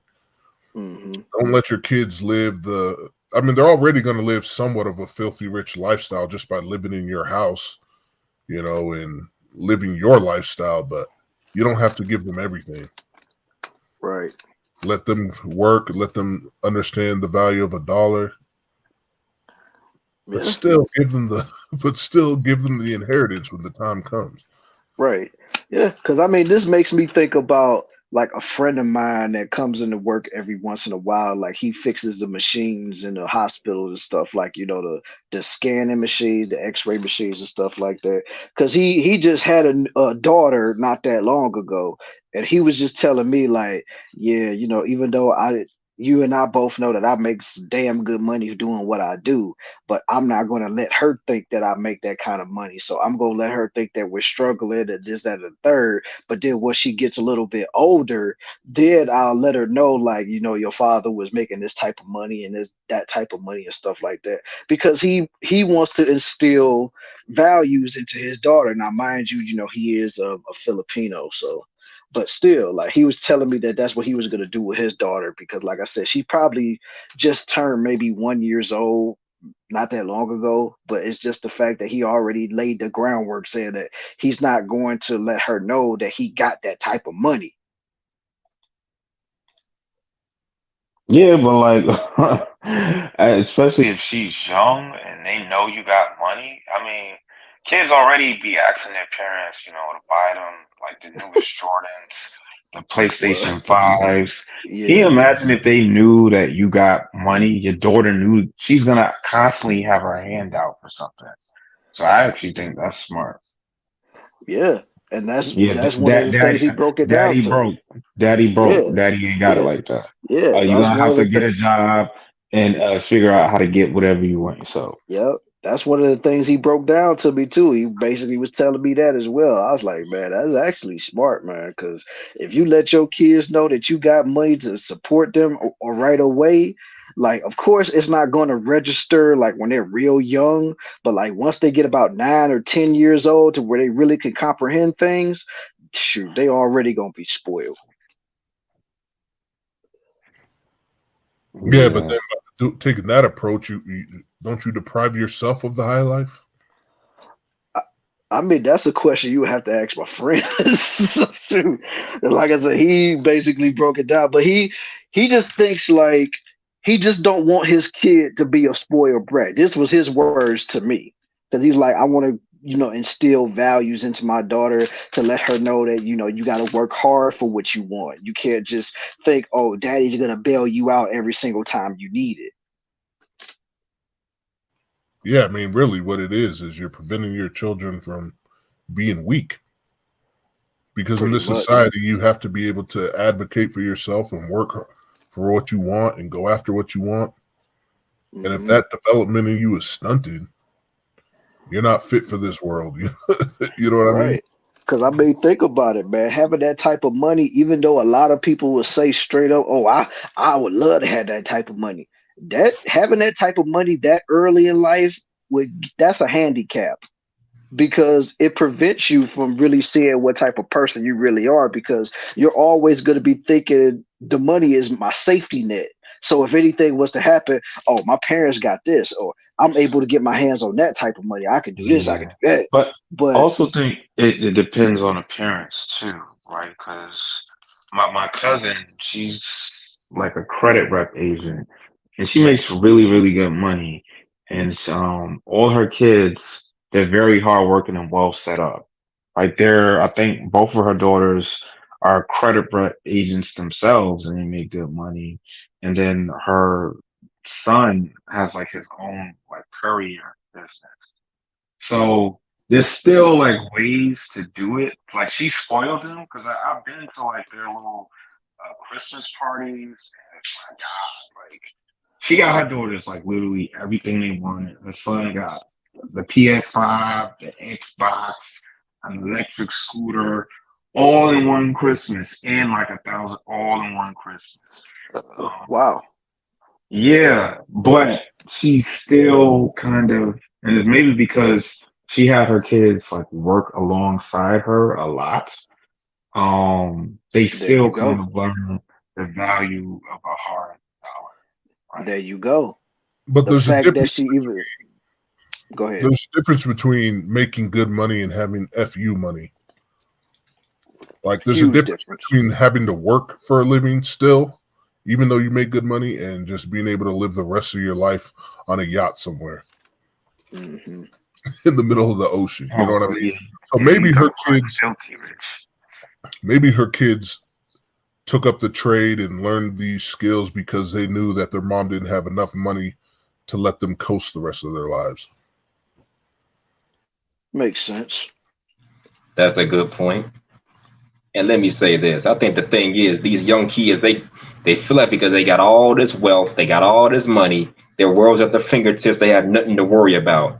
They got the wealth, but don't know how to build wealth. And I think that's the problem. They just had the wealth handed to them, but they weren't taught how to necessarily build wealth. So you better give them kids something to think about and worry about. What's going to happen when you go bankrupt one day? What's going to happen when you have a company and it falls apart and y'all got to and go bankrupt? Do these kids know how to build wealth on their own if they have to? If that's not being taught, that's going to be an issue. That's what you see with professional athletes. They learn how to make it because from their contracts, but that's not the typical way people build wealth. And so oftentimes they don't know how to maintain the wealth. They don't know how to save. They don't know how to invest, and they just blow right through it. I think that they're the perfect example of what happens when a young person gets money and doesn't have training on how to build wealth. Yeah. And it's crazy to think about that LeBron James is the only exception, because he's the only man in the NBA that's a billionaire. So he's a billionaire? Yeah. I mean, there's been others, like Shaq has I don't even know how many chain restaurants. Yeah, but I think he got all of that once he retired, though. But LeBron got all this, and he's still playing. But what I'm saying is, they knew what to do with their money to let it multiply and to let it, let it, stay wealthy. And there's even, I watched some, I read some article. I forget the basketball player's name, but they were talking about richest athletes.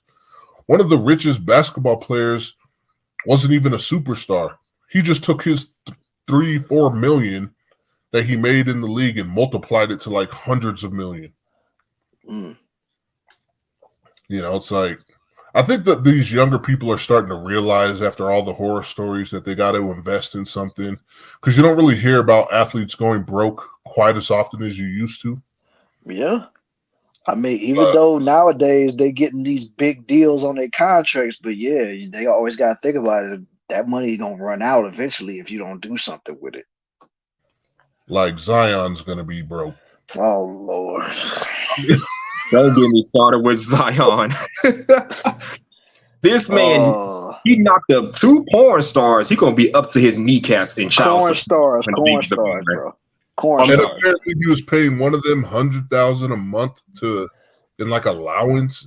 Oh man! Shoot, it was another one that he supposed. I don't know if he knocked her up or anything, but it was another girl he was messing with too. Now, I'm not sure. With the those women are 30 years old. Exactly. He only 22, but exactly like they winning. Yeah, them 304s are winning. Them 30, the 304 BBL Avengers is winning. Yep. Is 30 a cougar age, or has it got to be 35, 40? I always thought it was up in the 40s or something. I would say up in the 40s. To the guy you're with. If you're a 30-year-old with a 22-year-old, you're a cougar.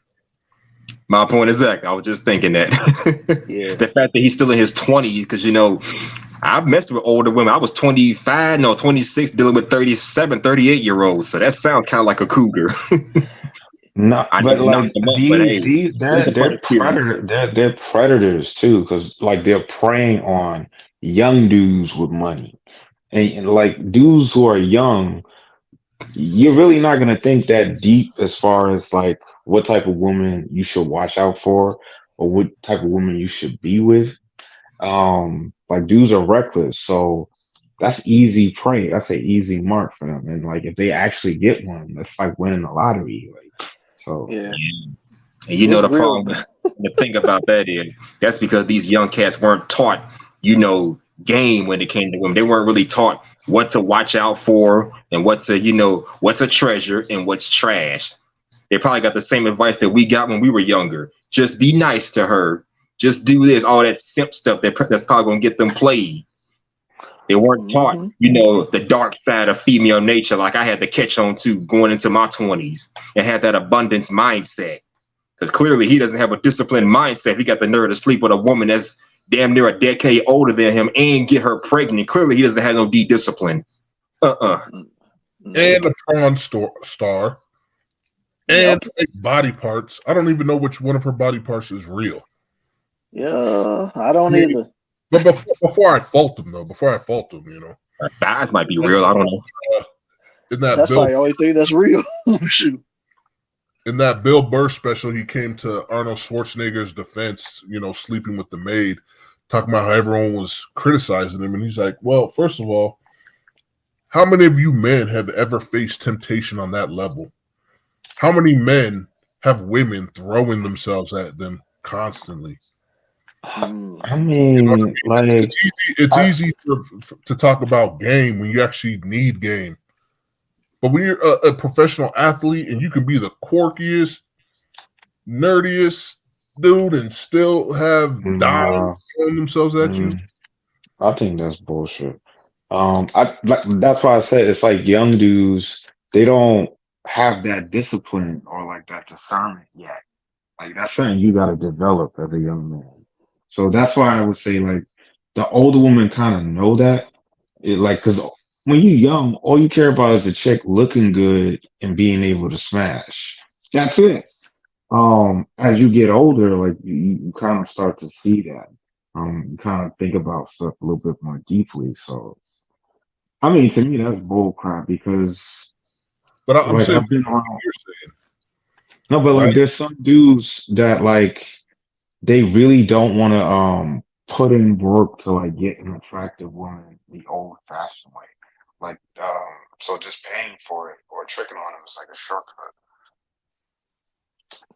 Yeah, but Yeah, at the but I'm same saying time, that, like, Zion ain't had no father around either to school him on what women to look out for and No, everything. but All he like, had was his what's mom and his crazy? stepdad. What always like surprises me is dudes really think that this woman is going to fall in love with me and love me because of what I'm providing for her. Like some dudes like they don't get it. Like that's not the way to go about it. but what I'm saying is most guys have to develop themselves to get a quality woman, at least, quality looking woman. Attractive looking. But could you imagine if just overnight, practically, women who are better than any woman that ever looked at you twice are throwing themselves at you?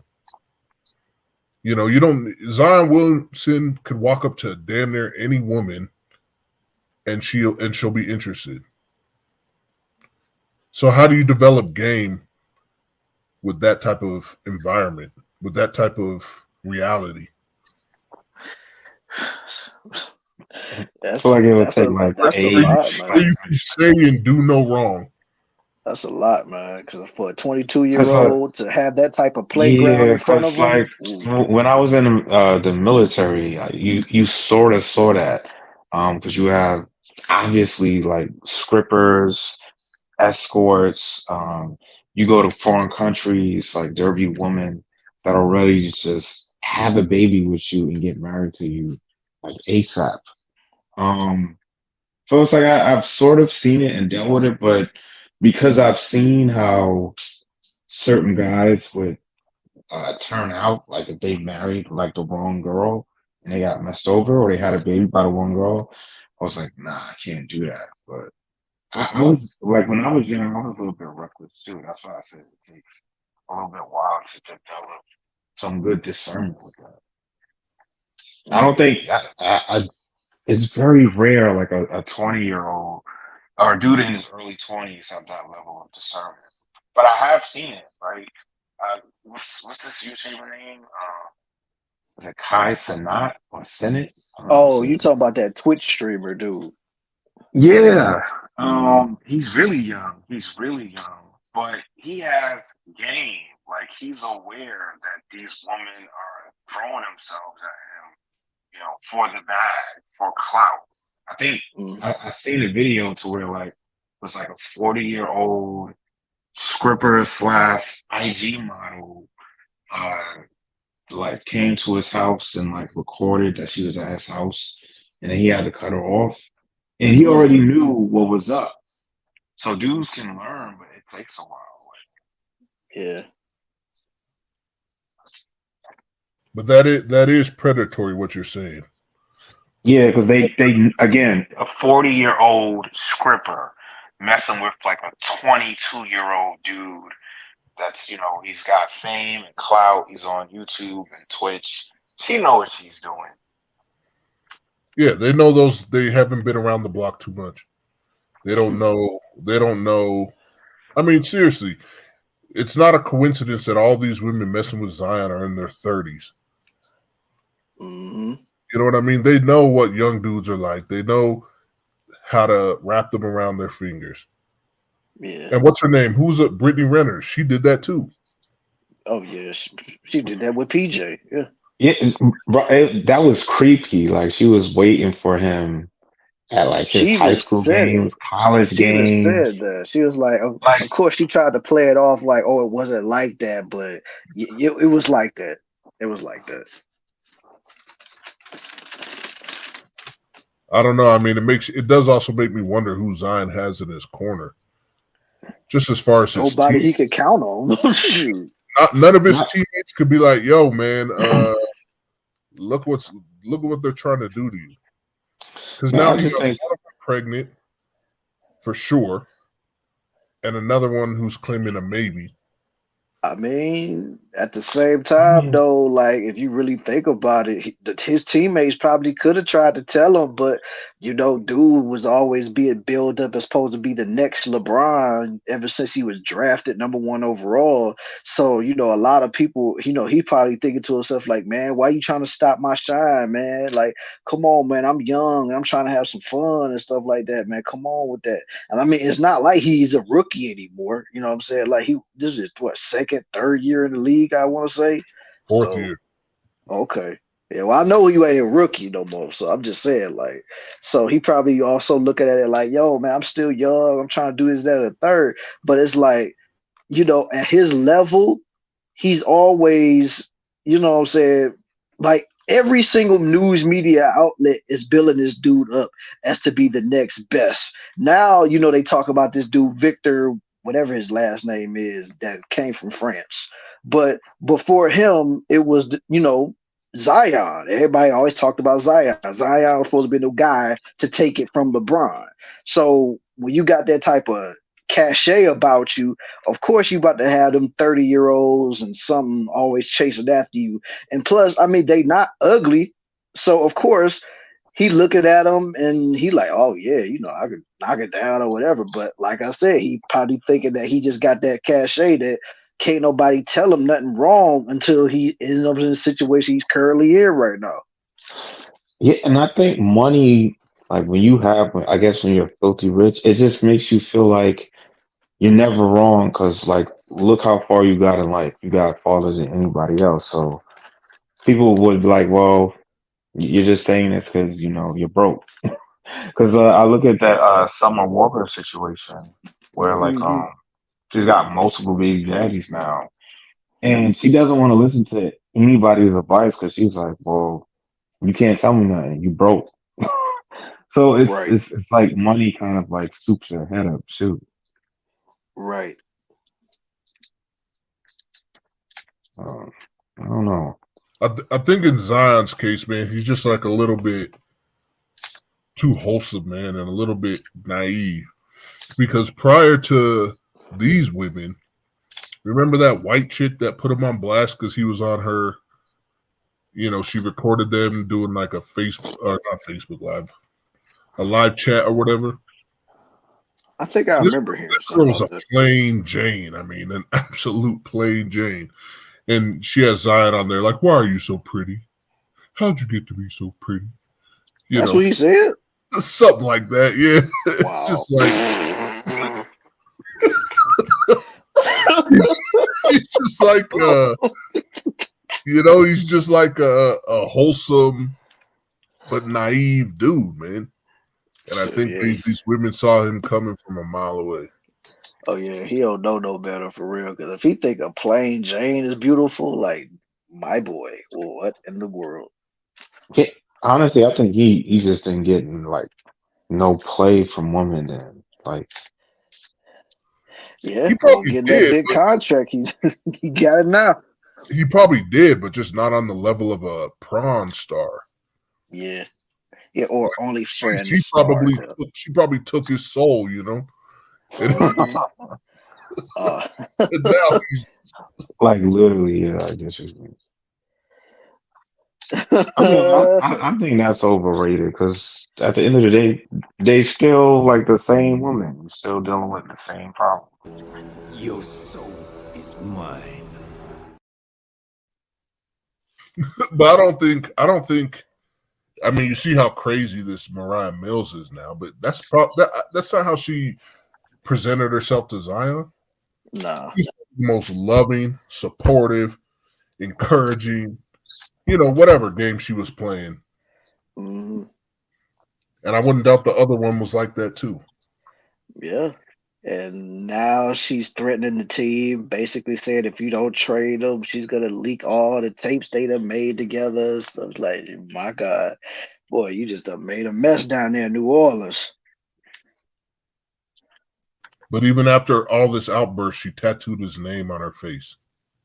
Allegedly. Wow. That's crazy. Who knows if it's a real tattoo, but I mean, Right. I feel bad for Zion, man, because he's just like This is gonna change him, man. This is gonna change him. This is the type of thing that turns men into from nice guys into savages. Yeah, pretty much. You treated one girl really well, she did you wrong, and you're like, never again. Mm-hmm. Don't he got a daughter on the way though? Yeah.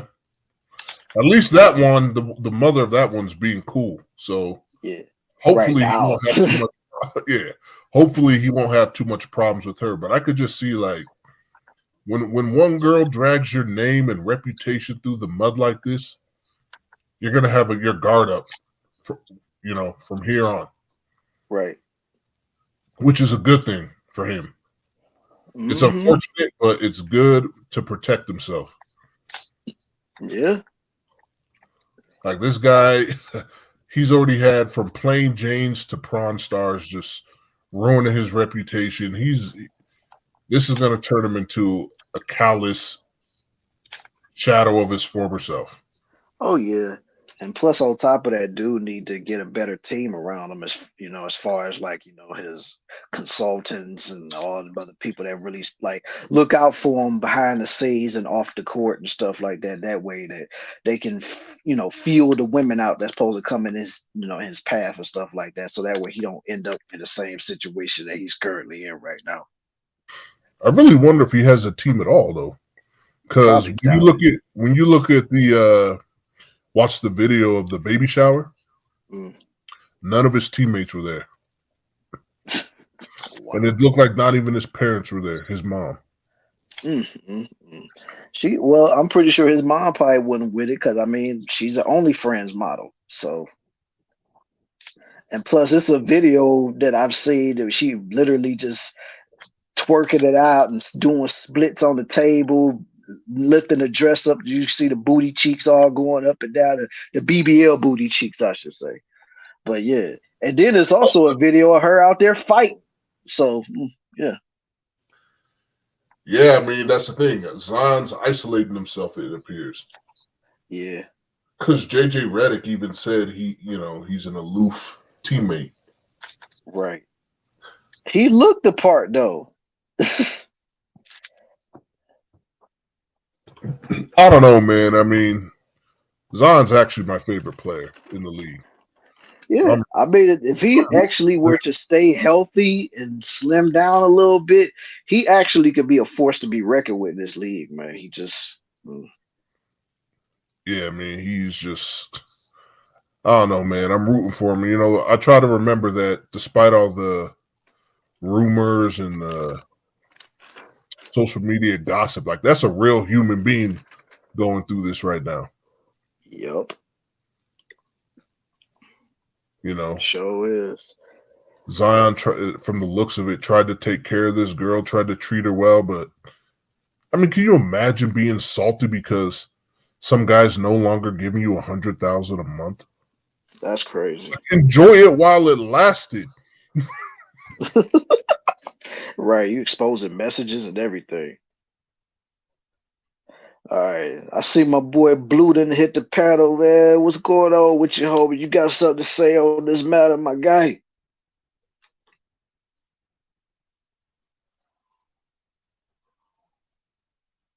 Blue, are you there?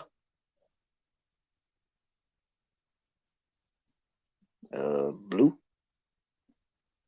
Going once, going twice. All right.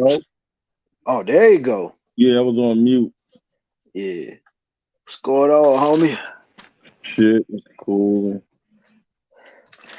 Yeah. Melody said you had something you wanted to add to the topic, man. What's on your mind? Well, we all talking about the parent thing, right? Yeah. Oh, nah. I don't know, man. I think it's all about how people got their money, like y'all said before, what type of connections they have with their kids. A lot of people don't have them connection with their kids. So, like you said, they don't leave them nothing because they ain't have no connection with them. I think that's true. But then also, I do think it's true. I also think it's good to set your kids up in a good financial situation.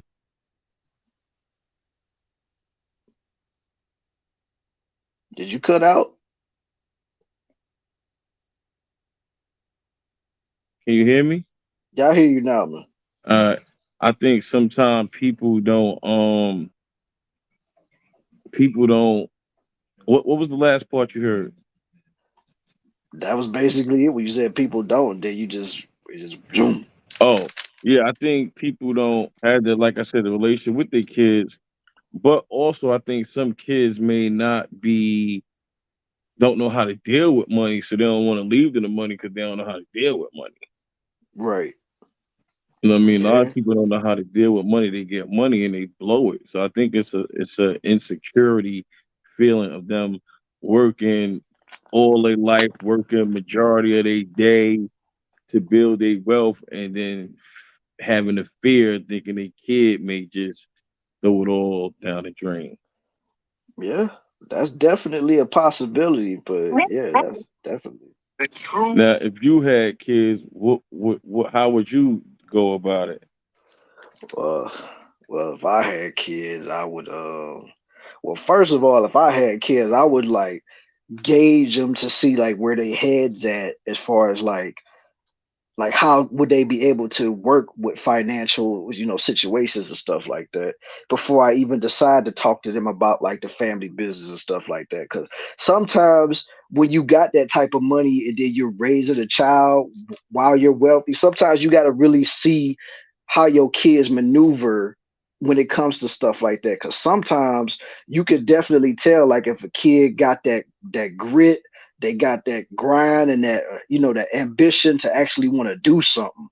But then you got other kids that look at their money as like a safety net. So that's what I'm saying. Like you got to really gauge your child in the beginning to see where, not in the beginning, because of course you ain't gonna be able to tell how they is when they little, but like when they like maybe 10 or 11, you can kind of see where their mindset is, and it'll let you know whether or not if you should want to either leave them some money or just do whatever you're gonna do with it. That's what I would do.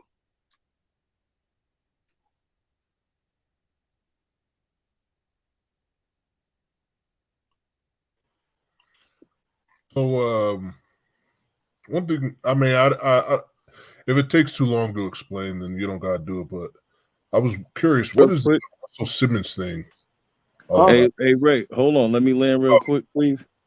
It sounded like you cut out. All right. All right, my bad. Sorry about that. What I would do is open up a business for my kid and have him understand what a business is, what is a corporation, how to do tax write off. It's how you mold them in the beginning. So by the Yeah. time if I would leave him any money, he would know what money is. He would understand money is for investment, and any desires that he wanted to have, he wanted things he wanted to get, he would have that would be out of his system. So God forbid, if or when I do go and I leave him the wealth, he would understand what it is and how to carry that torch and make it better than what I did So and not basically, waste it. he would already be ready to take on a responsibility, is what you're saying. Pretty much, because he'll have his own business. I would teach him how to open up his own business, go online, how you open up your own business, how you pay your taxes, keep it. You know what I'm saying? Those are things that the money is not important. It's teaching them how to handle and deal with the money. That's the most important thing. Leaving them the money is not important because if you teach them how to open up a business and things like that, it doesn't matter what you leave them. It just it don't matter what you leave them. It's them understanding how to control it. Mm. Well, the issue is to me, it's more about survival than money. Because if the world came to an end right now, do you know how to survive? Exactly. My basic principles is what my father taught me. My father be 87 this year. My father taught me how to survive. If you know how to survive, money, gold, all that crap don't mean nothing if you don't know how to feed yourself. Mm-hmm. So my thing is first teaching your children how to survive. Because if we went through some real catastrophic situation, most of the world gonna die of starvation. You know, so money is cool because we're living in this matrix type of situation. But overall, I believe that when all that runs out, what do? So my parents are leaving me a house, and I plan on leaving it to my son. My son is 14. It's my dad's last direct descendant. And even still, as old as my dad is, he's still not satisfied, you know, the money. Because the thing about living in the United States, especially California, I mean, they nickel and dime you to death for everything. You got sales tax, you got tax on your car insurance, you pay tax. You know, you go to the grocery store, the tax is high on that. You go to Home Depot now, buying a 2x4 is like fucking $25 now. What is money really gonna do? It's never enough. You know, so it's to me, it's basic principles that you can teach your kids how to survive versus leaving money. Because I can leave my kid $1 million. One of my relatives can sue him for that money. Yeah. I mean, unless you put it in an ironclad contract that can't nobody get it except for your kid, though, because as long as you're the proprietor of your estate, as long as it's in writing, kid, no matter if they try to sue them or not, your family ain't getting squat. Right. It depends on if you set up a will or a trust fund. Mm-hmm. So with a trust fund, and I encourage a lot of my male friends to do this with their kids, even if, you know, the mother ran off with them or whatever. My thing is put $100 to $200 a month up in the trust fund, because the trust fund actually builds interest as well. And then you don't have to worry about nobody like snatching the money or doing certain things. But to set up a trust fund, you should do that the moment your child is born. If you put up $100 a month for 18 years, man, even 21, that's upwards of $50,000. Yeah. To give them a good start. You know, and if you got something to leave them on top of that, man, they're winning. Yeah. You ain't lying about that. Got to start trust funds. Can I say something real quick? Go ahead, brother. Go ahead, homie. Now, the thing about leaving the kids something, like you said, the trust fund, you can leave them something, but you got to teach them how to not to lose it. I agree. You know what I'm saying? I agree. That's why I said, containing like what I said earlier, like I would open up a business for my son, teach him. You know what I'm saying? And that's where I was going with teaching your kids the basic principles of survival first. Once they learn that they would have to do certain things to survive, then they would understand what you're trying to teach them.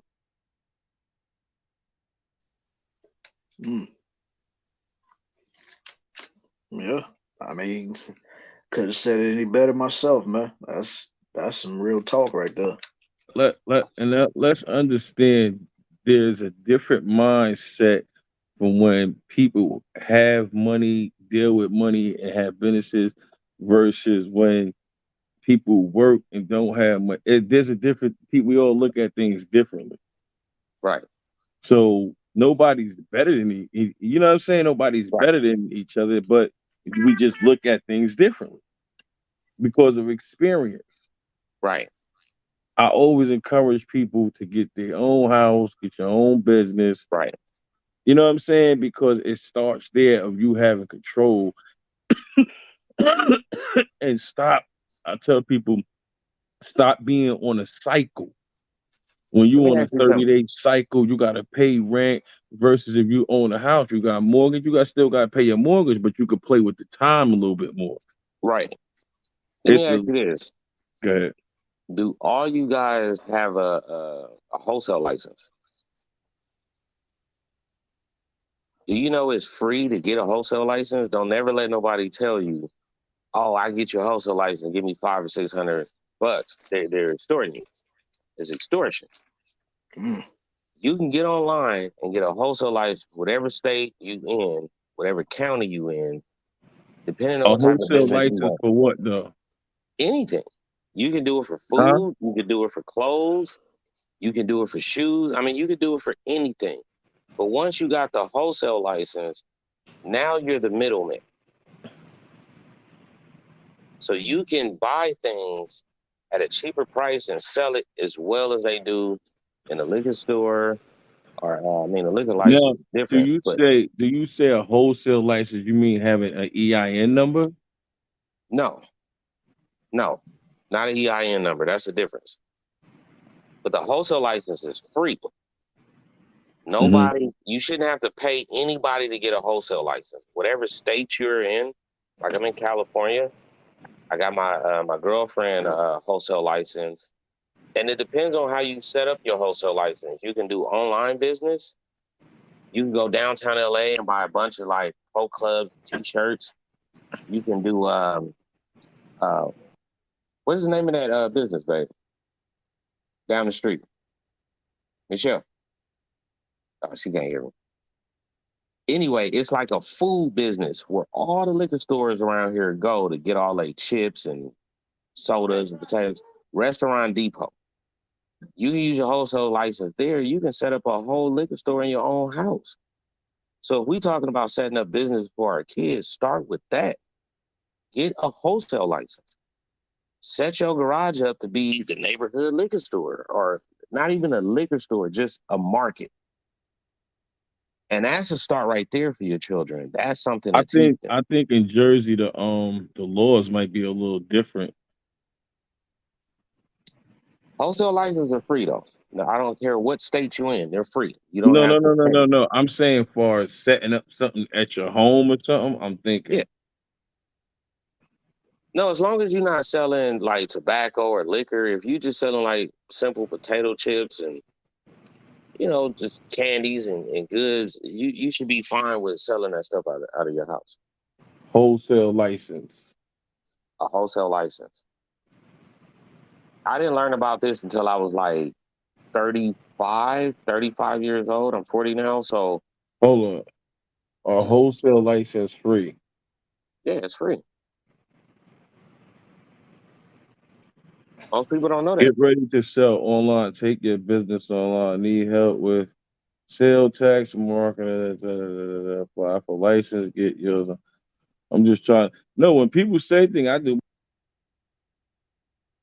Yeah, if you want to set your kids up for a future business, I think right now we all can agree on this panel that I would start with there, man. Get a wholesale license. I don't care if you sell T-shirts. I don't care if you come up with a logo and sell T-shirts for your city. Whatever the case, you can sell it online, eBay, Amazon, a lot of things. And that will be a start for your children as well.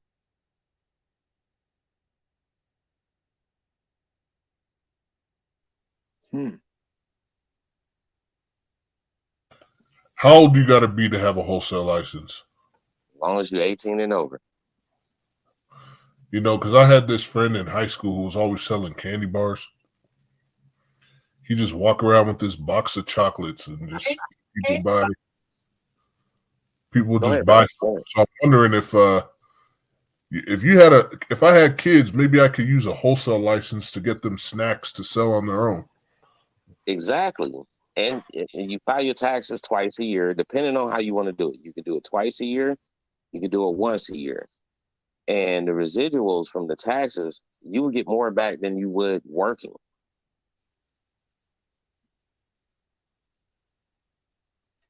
That's a great idea, man.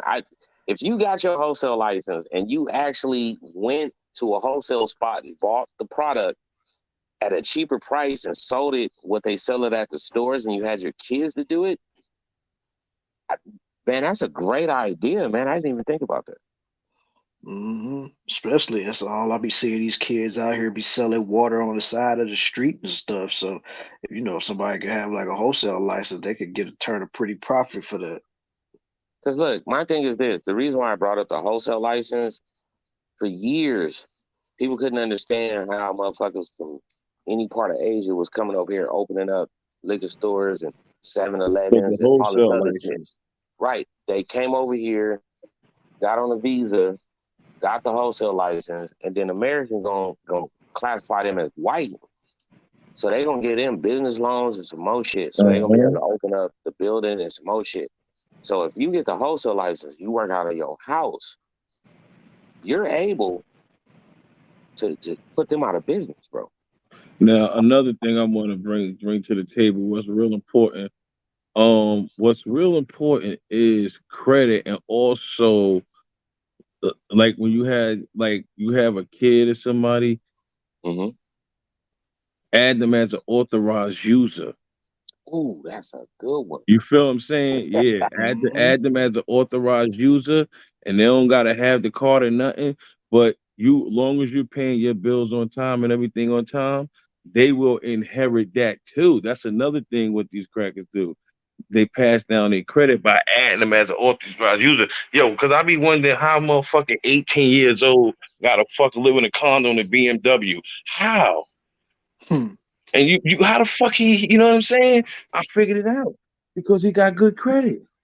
He Hey, only look, could live in good credit is cool, but it don't matter. We as people of color, if we have good credit, they still don't want to give us a loan, bro. I'll be right back, y'all. All right, man.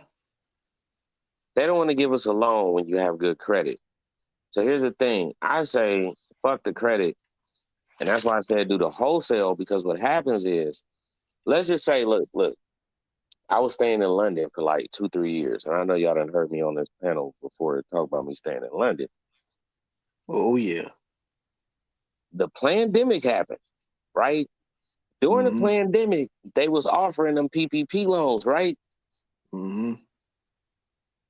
I was offered $430,000 to start my barbecue business. So many people ran off with it. They're doing good.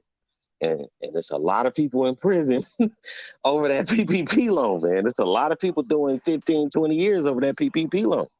Oh, yeah. But if you had a wholesale license in whatever state you are, whatever county you are, you were eligible for it if you had it.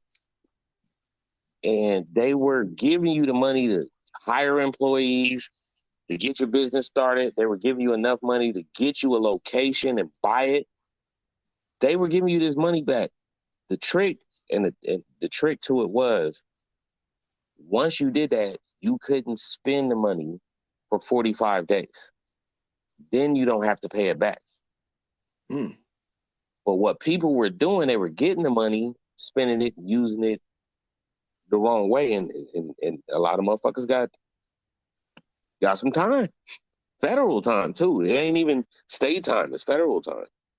But a lot of people, like, I don't know if you ever heard of Mr. Fries, man. That name sounds familiar. Oh man, he does the fries with everything on top of it. Lobster, shrimp, whatever you want on it. He started out in LA. Oh. And now when he got that PPP loan, he essentially franchised his company. So now he got people buying into his business and franchising them out. So now he has over 30 locations just in 2-3 years, just based off that PPP loan. And it all started from a wholesale license. And it all started from, just he had one location in Gardena, California. And it's Vegas, it's Texas, it's Arizona, it's Long Beach, it's everywhere. They everywhere. He got over 30 locations now, but it's franchised. So and he's getting paid for it, so he don't do nothing. But when you start off with a wholesale, this is where you get. And we're in that situation where his credit was a factor. Oh wow. Didn't matter at all. He getting paid. Yeah. You know what I Yeah. mean? So I hear you guys, man. I've been listening, and all I'm saying is get that wholesale license first. And whatever you can sell, whether it's online, whether you're a street vendor, whether you're a cook, you know, you sell food, whether you sell meat on the side, whatever, I would say start off getting that wholesale license because that's one thing that's free in the United States. Mm-hmm. You guys ever heard of Blesso Barbecue? Can't say I have, bro. No. He's on Netflix. He's on a barbecue show. He started out in Compton. And this man opened up a barbecue business. He won the Hoodie Awards with what's his name? Steve Harf. Oh. This motherfucker opened up a barbecue business in Australia and London. He's a multi-millionaire. Now Netflix is giving him a show. Yeah, I might have to Off a check that wholesale out. license, bro. Look it up. You can Google it. Google Bledsoe. Bledsoe he's got a weird name. It's hard to spell, but Google it. He has a Bledsoe in Australia, and he has a barbecue business in Los Angeles and the United Kingdom. Yeah, I'll check it out later. What are some other places you can get discounts other than Restaurant Depot? Man, you can use your wholesale license for all kind of things. It's like when you go to Ross, right, or you go to Marshalls. These are products that are DDs, all that. They don't know because they're on the East Coast. You gotta calm down, babe. But you can use your wholesale license no matter what you set it up for anything. I'll give it to you like this, and I want to educate you brothers on this. Get your wholesale license, and I want you to do it tomorrow. The next day, the day you wake up, do it. It's free. You can buy clippers and sell them motherfuckers cheaper than what they sell them at the beauty supply. You can go to a warehouse, man, and once you get the wholesale license, this is what they're gonna do. They're gonna give you all the information to all the places. Sometimes you gotta do your own research, but sometimes they'll give you all the information in all the places to where these beauty supplies buy they shit, where these food places buy they shit, where these liquor stores buy they shit, where they markets buy they shit. What I'm trying to get us to understand, I know what we're trying to do for our children, but at the end of the day, if we got a wholesale license and started marketing in our own fucking neighborhoods, we can push them Asians, any form of Asian, which is Indian, Pakistani, and all that, we can push them the fuck up out our neighborhoods. And then you can open up a location without fucking credit, and then you can leak that shit to your kids. And nowadays, we got online. You can sell shit online. Yeah, that is true. I mean, bro, when I was younger, I used to go into the beauty supply, one of these tea edgers. Them motherfuckers, $85. I got with the mother of my kid. I started learning about wholesale because her uncle had a wholesale license. So we went to this big ass warehouse, and I'm like, hey, that's the shit they sell in the beauty supply. I bought them same tea edgers for $15, and they sell them to you for $85. Do you have to buy in bulk? You can buy it in bulk. You can go in there and buy one if you want to. But I'm telling you, as a black man raised in Compton, California, 40 years of my life, my parents been there since 1969. Nobody has ever told me this. I had to learn this shit on my own. And I'm trying to educate y'all. Get a fucking wholesale license, bro. Fuck that credit. Fuck what you can do, because once you get that wholesale license, man, I'm telling you, all kind of businesses will contact you and hit you up. Do you know what Clover is? Clover is a card reader. When you go to the restaurant and They come with that little card reader. That's Clover. I got a Clover account. Oh, really? Yeah. You can have that, bro. Where you accept credit card payments on your tablet. Debit card payments, you can do it through the tablet, the cell phone, but they actually give you an actual device. You can look it up, Clover.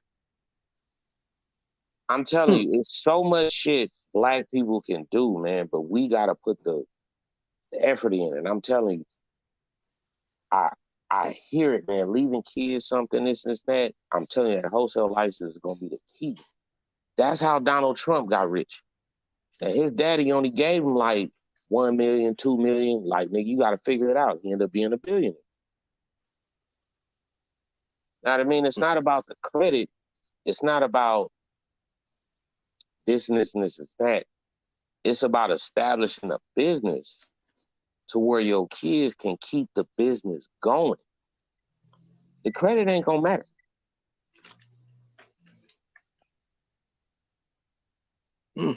I'm encouraging you guys, and I'm gonna jump back on Mail Live one of these days, and I want to hear y'all say y'all got y'all wholesale license.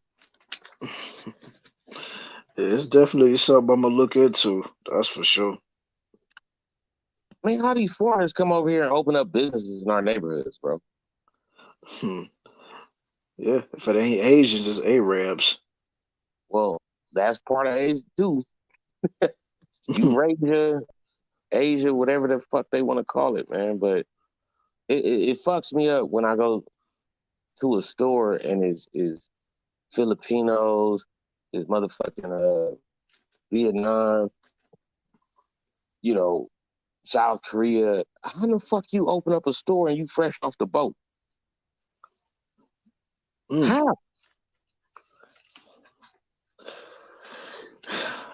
Just like you said, wholesale license. Man, I'm telling you, bro. I promise you. But there's got to be a credit element there. No, there's no credit. There's no credit. How are they paying the rent? How are they getting the lease? How are they? Because see, what they do is, look, I'm out here, right? I live in Huntington Beach, California, right? And I get on offer up. I bought my furniture, you know, my dining room set and all that. And I'm looking, I had to ask the little Asian dude, like, man, what are you doing? Like, I got a wholesale license.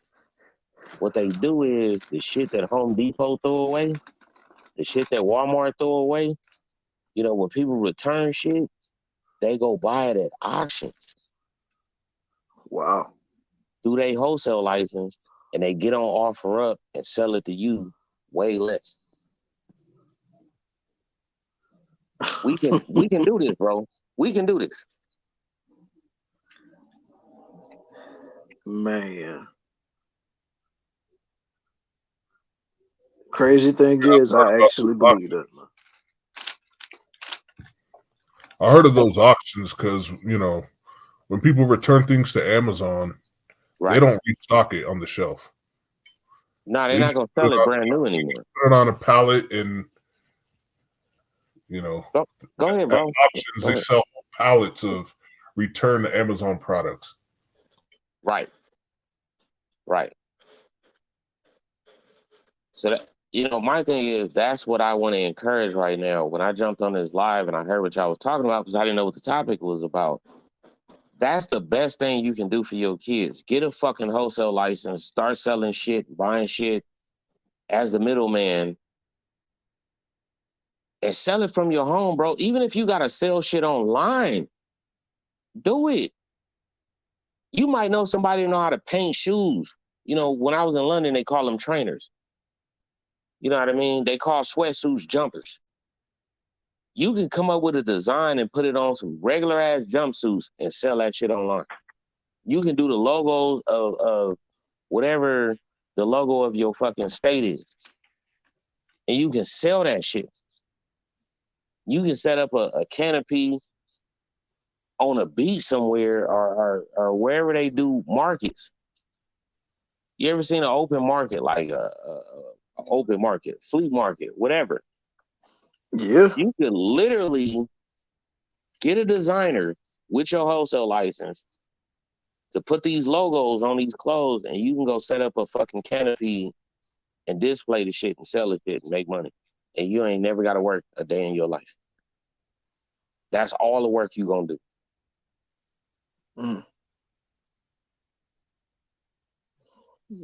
It's like that, huh? I'm telling you, that wholesale life is free, bro. I mean, it Like I makes said, sense. You know, yeah. I Like I mean, said, I'm definitely gonna look into that though. yeah.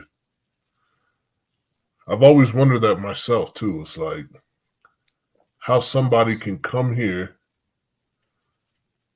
and I mean, it seems like we as black folks, we thought that you had to get your credit score up, which is really means you have to borrow and spend just to establish your credit, then try to get a business loan. Mm-hmm. You know, that's how we were told it had to be done. Yeah, I definitely was told that. But to hear this is like, yeah. Yeah, I'm back. Where y'all at? Yeah, we here. Oh, my No, I'm bad, saying. man. A water drop fell on my phone, man. It knocked me right off. Dang. But Nothing to say. I don't know where y'all was at in conversation. Oh, we still talk about the wholesale license. Oh, all right. Before I left, though, I had to skate. But what I was saying about the credit, my cousin locked up, right? Like 4 years ago, I told him, I said, look, I'm gonna put you on my longest credit card. I'm gonna because I know that when I pay on time automatically. Hold on, I pay on time, but you know what I'm saying? So he just called me the other day. He said, yo, my baby mom's wouldn't check my credit. It was at a 790 something. That's good credit. That's Yo, good credit. he was soup. He was like, yo, I don't know what the fuck you did, but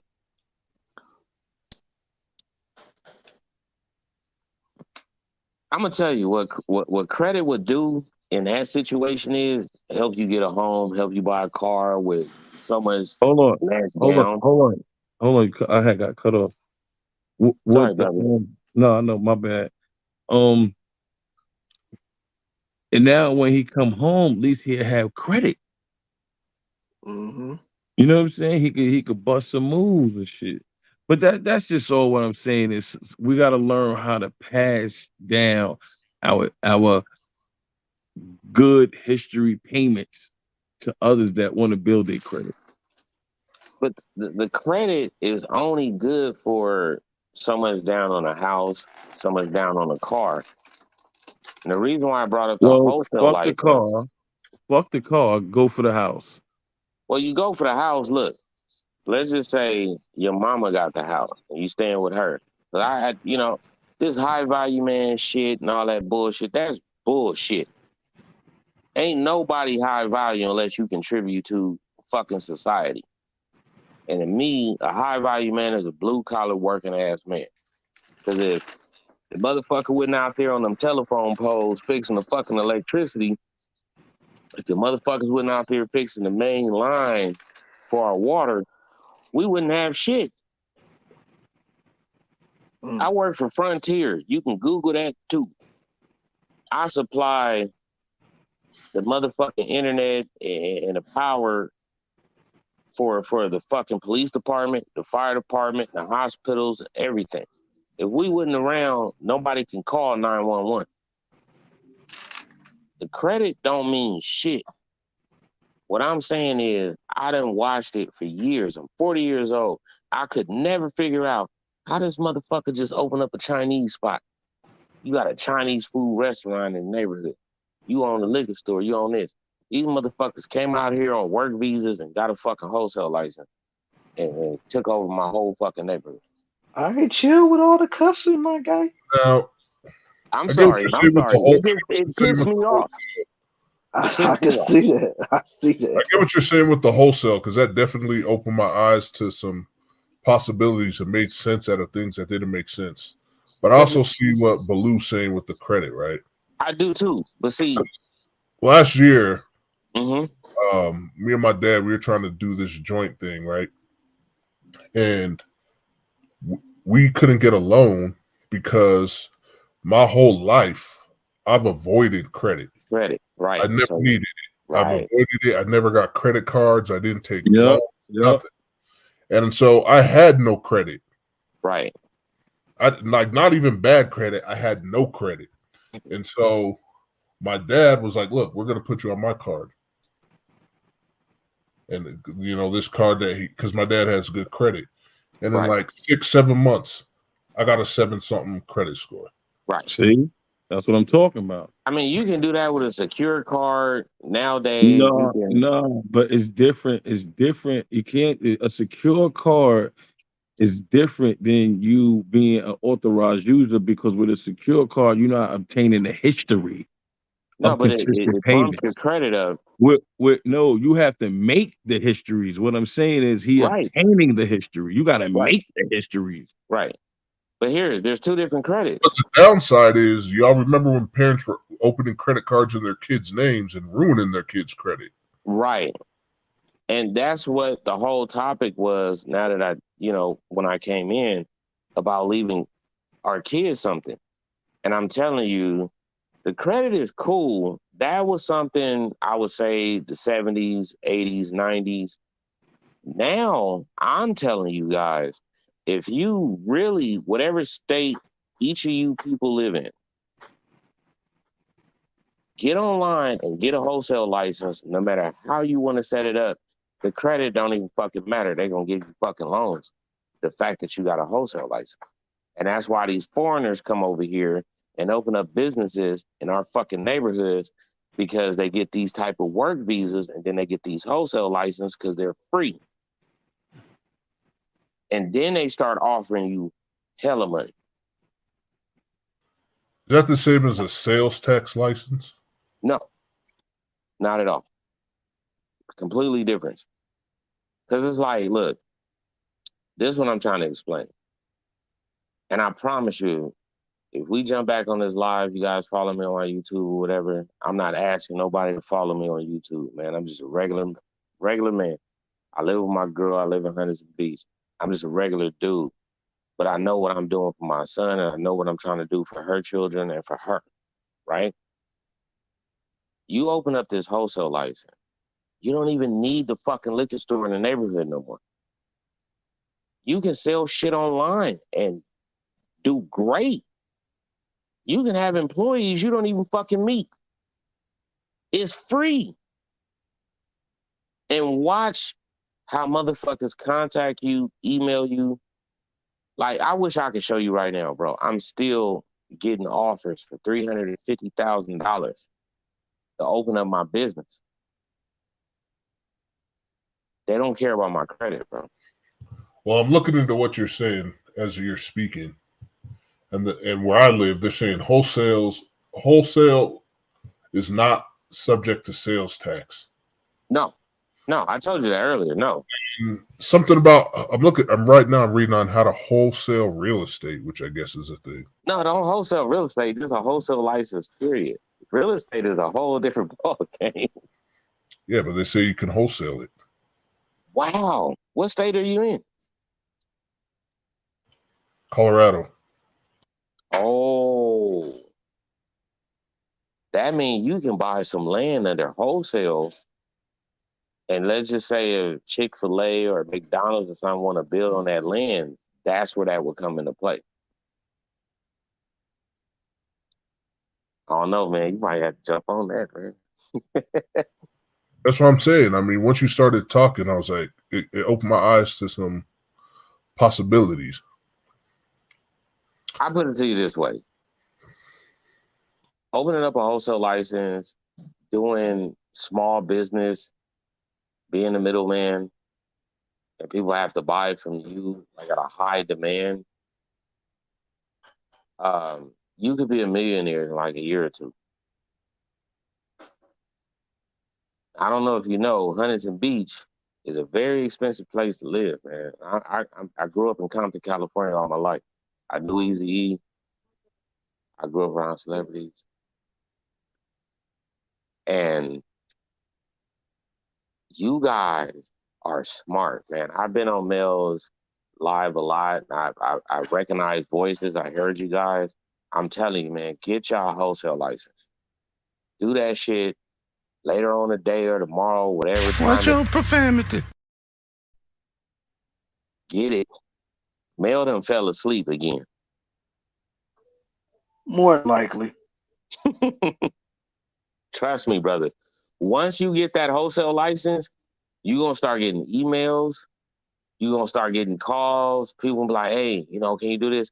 I had the Tiger Woods golf tournament 2 years ago.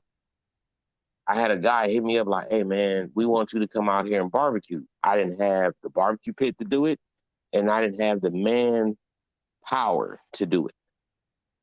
They was willing to pay me $400,000 to do it at a golf tournament. And that's what happens when you open up the wholesale license. You're going to get all kind of calls out of nowhere. When you go to the store. Why barbecue? Because I barbecue. I do barbecue. So the name of my wholesale license is Smoking Perry. So I got all kind of calls, like they wanted me to come out to Australia, all kind of shit. You know what I mean? But at the end of the day, the credit didn't matter. Just think if you would have won if you had your wholesale license and a motherfucker offered you $100,000. Watch your profanity. I'm sorry. If a person offered you to come do, you know, to cook and do your barbecue thing at $400,000, would your credit matter at that point? No. Credit is good once you get the business and everything's going great. And that's why I'm saying what you guys were on topic about. That's where you would want your business to keep going through your children. McDonald's has been around for so many years. It started off with a small family, and it's around and it's doing what it's doing because, yeah, they did leave it to their kid, but it also started off as a wholesale license and a business, not credit. Because in the 30s and the 40s, like we are now, they wasn't trying to offer giving you a loan to start a business. And it's the same difference. And I encourage you guys, everybody that's on the panel right now, get your wholesale license. And I'm telling you, if you business savvy, you smart, your life is going to change in a year or two, man. I'm going to look into that, yo.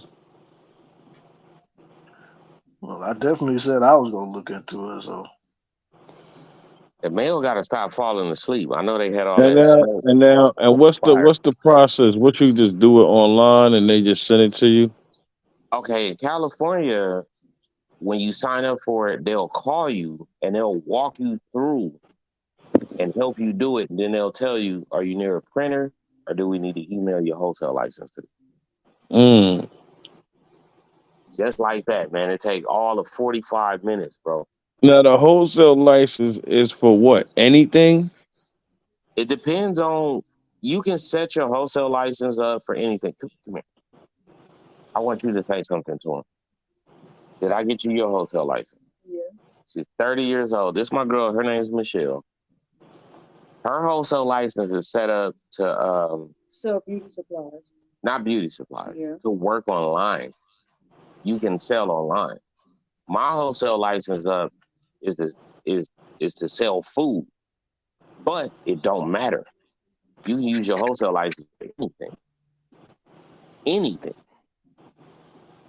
Your wholesale license can be set up for food, bro. You still could buy liquor. It could be for food and you could still buy liquor with the license number. No. Liquor, you got to get a liquor license. And if you got a felon or you got a criminal record, you can't sell tobacco or liquor. So how do you get the liquor license? No felonies.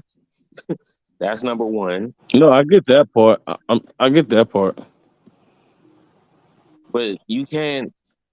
Here's the thing: get the wholesale license. Fuck the liquor and fuck the tobacco. Watch your profanity. Oh, damn. I'm sorry, Mel. My bad. Forget the wholesale the liquor and all that. If you can sell a bunch of Doritos, bro, out your house, I'd rather you do that.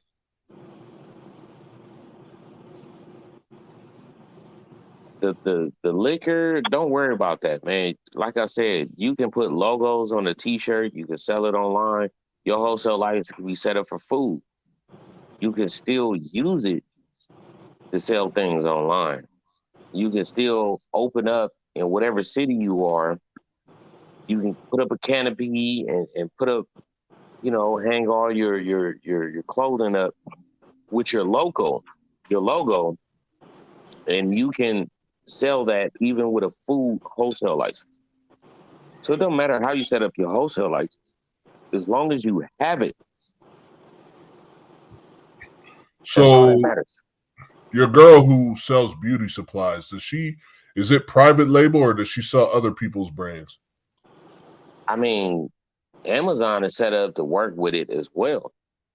So she can go outside of Amazon. She can be the Amazon without being Amazon.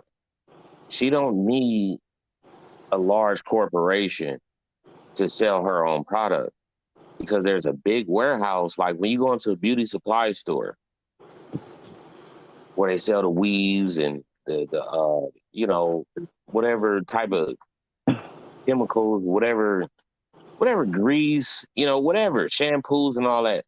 She can go to the same warehouse the beauty supply go to. And let's just say the beauty supply sell the shampoo for $6. She can sell it for $5 or $4. She's the middleman, just like the beauty supply is the middleman. And you guys can do this, man. That's what you can leave your kids. A business without credit. Mm-hmm. And I'm telling you, I encourage you. I encourage you guys. I ain't gonna over talk it. I'm gonna be done after I say this. You guys need to get your goddamn wholesale license. I'm not allowed to cuss. So you guys got to get your wholesale license, man. Whatever state you are in, and what I know for sure is, because I got my wholesale license, it's free no matter what state you're in. You can sell socks, t-shirts, tank tops, bras. You can sell whatever the heck you want to sell. You don't need credit to do that. You don't take credit to get a wholesale license. Am I lying? No. You got your wholesale license? Yeah. Nah. Did they walk you through it? Yeah. When you called them? No, they called you. No, I called them. And they walked you through how to get your wholesale license. Mm-hmm. And they asked you what you wanted to set it up for. You said an online business. Man, I wish I could show y'all. Do I got my wholesale license here? I really want to turn on the camera. I want to This was a good panel and informative. I'm gonna look into the wholesale license, but I gotta run, y'all. All right, man. All right, you have a good night. All right, you too. Man. Good talking to you. Yeah. I'm done, man. I ain't got nothing else to say. You guys can talk, man. I'm sorry for over talking everything, man. Man, I'm just soaking everything in right now. That's why I ain't really saying too much. Oh man, say what you guys gotta say, man. I mean, hearing about wholesale licenses, what else is there to say? But I mean, we can try to reel it in though, man. Like I know Hustler Muscular been sitting up there waiting patiently because I know that man can sit up here for 2 whole hours without saying nothing. So you got anything you want to say, Hustler Muscular? All that stuff was informative. I can tell you that now. I'm looking to get a hotel license now. Got me into it. Mm-hmm. See, you already got people looking at the wholesale licenses, bro. You said hotel license? Wholesale. Wholesale. Yeah. He said hotel. Nah, he was being funny. I He thought he didn't say said that on that purpose. shit. He was being funny. He didn't say that on purpose. He was being funny. You sure? Sure, he was being funny. Okay. Well, I guess we'll go with that then. He said hotel license. Yes, he did. He said hotel license, my guy. He was being. I hope he wasn't that delusional. Yeah, I think he was being funny, man. He's right there. Why don't you ask him? I think he was being funny. I'm just defending him all the way. I think he was being funny. Nothing gets past y'all, does it? I didn't say nothing. You know, every time I come on this panel, you guys are such good people. You know, last year when Melly was, getting her thing going, yeah. I'm best friends with Austin, Austin Holloman.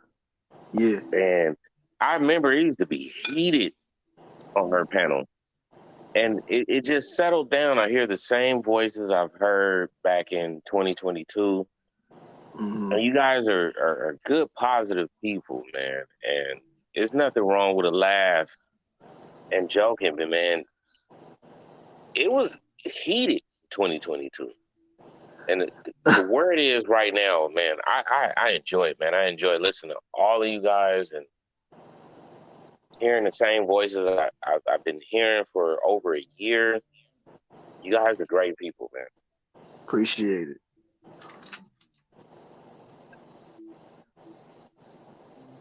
Definitely appreciate that one, homie. Is Melanie still awake? No, she's asleep, like always. She knocked out, bro. At least she turned her mic off, though, so.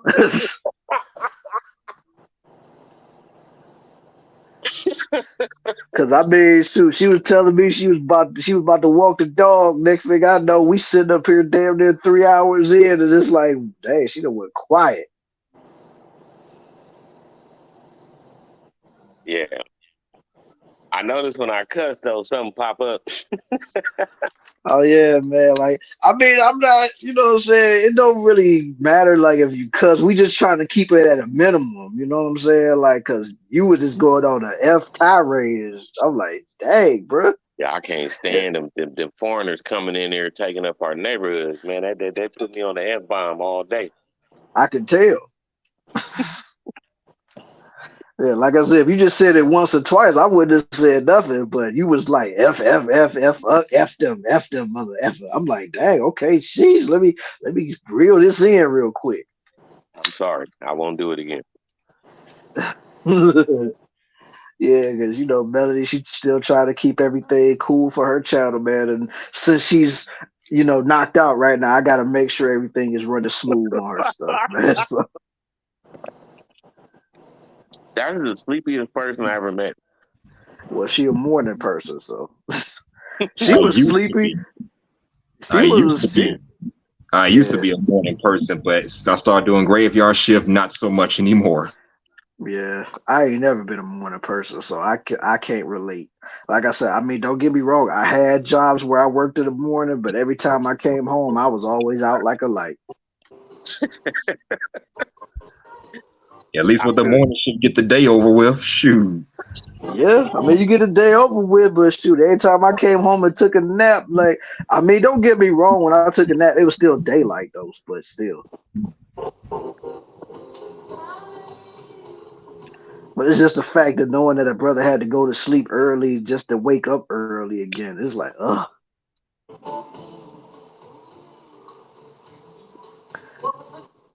All right, if somebody playing music, they might want to mute that. That's not me. It's quiet over here. Oh, that's my bad. You playing some jazz music, swing music? Yeah. But yeah, like, anybody else got anything to add on that? Because I mean, shoot, we about to hit the 3 hour mark. I might shut this down. Damn. 3 hours. Jeez. Yeah. Someone me and Melody went on for a lot longer than this, but I remember you. I was in Mexico. Me. Yeah, I remember you. I was in Mexico one time. I was on the lot. Shoot. I just started getting on these paddles recently, so I think you jumped on it in November or October of 2022. yeah. No, it was February. This past February, because I remember he was on Melanie's when Melanie was doing his stuff solo. He would pop up every now and then. Yeah, right. Yeah. I mean, but I think Todd is about right though, because I do remember coming up for a Christmas stream too. So yeah, that's about right. I was in November. Yeah. Christmas. Oh damn. Anytime before January, I wasn't doing it. I didn't know who she was. I think it was Game Changer put me on Melody and put me on Killer Swag too, more or less. Yeah. Well, it was basically Melody that put me on to this because I always say it all the time. I was never interested in doing this type of crap. But now that I, was doing all these shows with her, now I see how fun it is. So it's like, hey man, might as well keep the ball rolling. I remember your voice, man. I'm bad with names, I'm good with faces, and I'm good with voices. So I remember your voice, man. Yeah. Yeah, I definitely remember you though.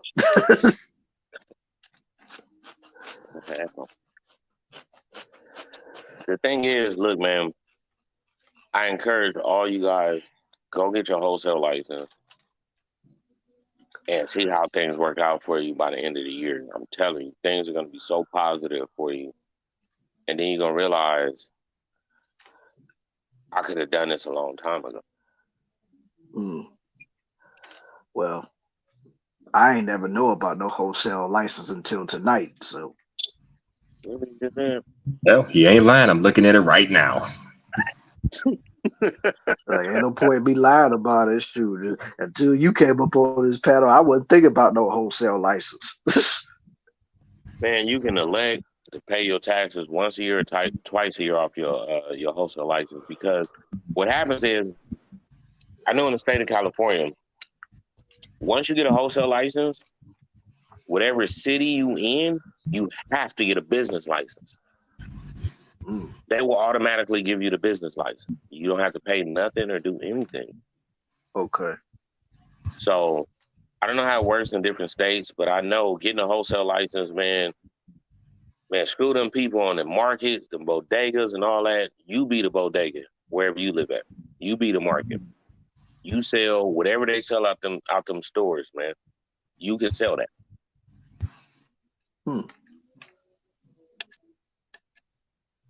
Like I said, it's definitely something to look into. So if anybody is still watching in the chat, get your wholesale license, man. It's free. It's free. Yeah, man. Besides, it ain't gonna hurt just to check it out, So besides, free, if it's a way to get you some extra money in your pocket, I say go do it, man. And it's beyond extra money, man. You talking about a lifestyle, a whole business where you don't have to work. You might have to work a little bit to get going. Once you figure it out, and you understand how the system works, you your own business without credit. I'm just trying to get the people in the door, homie.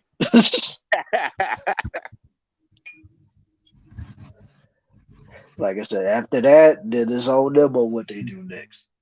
But yeah, let me see what we at the 3-hour mark right now. So yeah, I'm probably about to shut this down. So anybody got any closing thoughts on what we got going on tonight? I'm gonna start with the homie Todd, man. What you got to say? What you gonna leave us with? Another wholesale license speech? No, I just want you guys to continue to do what you're trying to do, advance, move in life, and try to be the best version of yourself. That's it. Appreciate it. All right. All right, Blue. What you got for us while we taking it home?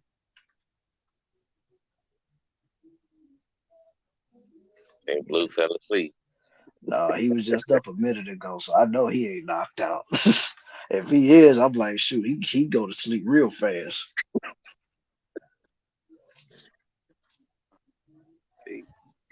Not him.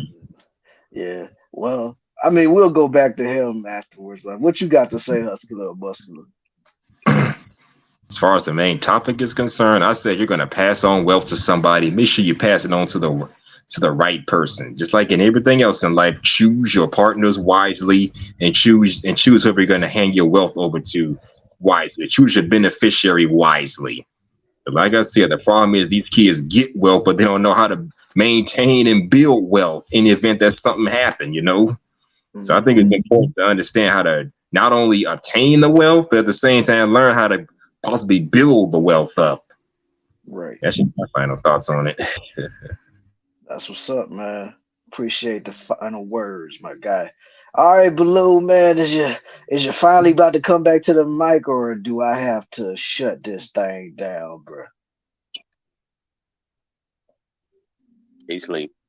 Dang, if he knocked out already, man. Wait, There you go. There you go. Who, me? Oh, he's awake He now. said you was asleep. He said you was Man, asleep. listen, I'm over here like this. I'm partying. I'm on mute. I'm over here. I'm getting the list ready. You know what I mean? Right. You partying at 1 in the morning? Cool. Yeah, man, I'm for hell fucking year. I ain't been to a party in almost 10 years. Oh boy. All right, Blue, what you got to say before we wrap this thing on up, man? Man, get your wholesale license. Get your credit right. You know what I'm saying? And you won't have to worry about leaving the kids nothing. You teach them how to, like he said earlier, which go back to what he said, you teach them how to survive. Yeah. And do go back to that. You know, that was a piece of the gym. You know, go back to surviving, knowing how to survive, knowing how to feed yourself, knowing, you know, when to cut back. Even if you do have money, when to cut back on things, you got to learn how, you know what I'm saying? Right.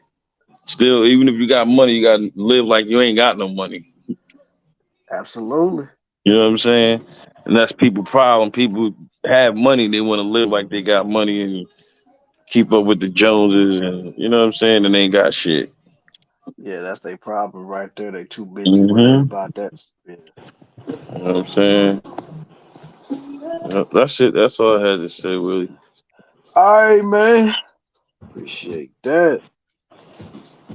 All right. Well, since everybody that spoke their By the way, piece, Killer, yeah. I had a question. You said you was a moderator for Melanie King. When was this? I don't remember that. I don't go her show. When was you moderating for her? Dude, I was a moderator like in her earlier streams, man. Like this was even before, you know, what happened with Kevin Samuels and stuff.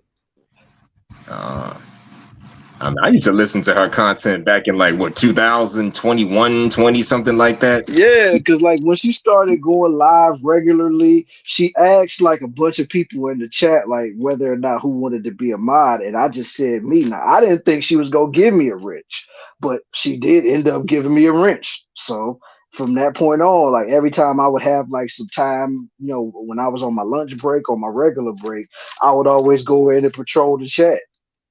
And then, like in one of those times when I was patrolling the chat, I seen you up there. What? Well, she made me cam up. I generally don't cam up because I'm a shy person. I like to stay in the shadows and in the mystery while spitting my facts. Well, yeah. I mean, she make everybody cam up though, so it ain't like it. That's just you. Like she don't like talking to big old circles, you know, like this. She don't like people like this. Now I could see she won't be able to cam up just for the sake of identifying from a real person. Like I'm in the backstage here and I got to cam up for like a second and a half. That's one thing, but I got to be camming for the whole damn show. I'm too shy for that. Yeah, that's how she do everybody, man. So, and plus, like when you first came over here, I was like, wait a minute, that dude's voice sound familiar. And then it just made me think about it. I was like, that's so and so. That's the dude I seen on the panel. But yeah, that's basically how I like. No mystery. Well, I mean, we can always go to your link that be in your chat too. You got your videos still up there. Shoot. They don't get a lot of views. Yeah, but I mean, I appreciate all you guys, man. I'll jump Try to jump on the next panel. I gotta go. All right, man. All right, love See you you guys, later, man. Ty. All right, No problem, deuces, man. homie. Yo. But yeah, man, like that's how that whole thing happened. Like I said, I seen a lot of characters jump up there. That's how I see the Art of Will too, when he was talking to Melody. I mean not Melody, but Melody, you know, saying what he said. Basically that went viral, talking about why she didn't go to Kevin's funeral and stuff. Like, cause I seen that when it happened live. I was like, oh wait. He called a lot of smoke for that, didn't he? Yeah, but he didn't care. Shoot, he did not care. Shoot, hell, he was over here chopping it up with us talking about it. Shoot. But yeah. When y'all do that end of July, beginning of August stream, if I want to, I'll cam up and you get to see the whole package. Oh Lord. And yes, for you fellas out there, I will be wearing a shirt. You happy now, Killer? Mm-hmm. Hey. That's all I ask. Just wear a shirt, bro. You better pray it ain't hot outside. I know it's gonna be like 90 degrees, but pray it ain't hot out. I have my AC on, but still. Hey man, only thing I'm saying, the only pecs I want to see is mine. So that's all I'm saying. I feel you on that one. I'm not for looking at other dude pecs either, so I feel you on that one. I'm just joking. That's all I'm saying. Like I said, ain't nothing wrong. You can be proud of your body. That's all I'm saying. But I'm not trying to see it because I don't roll like that. Now the ladies, they'll enjoy it. But me, I'm like, you know, we can do it out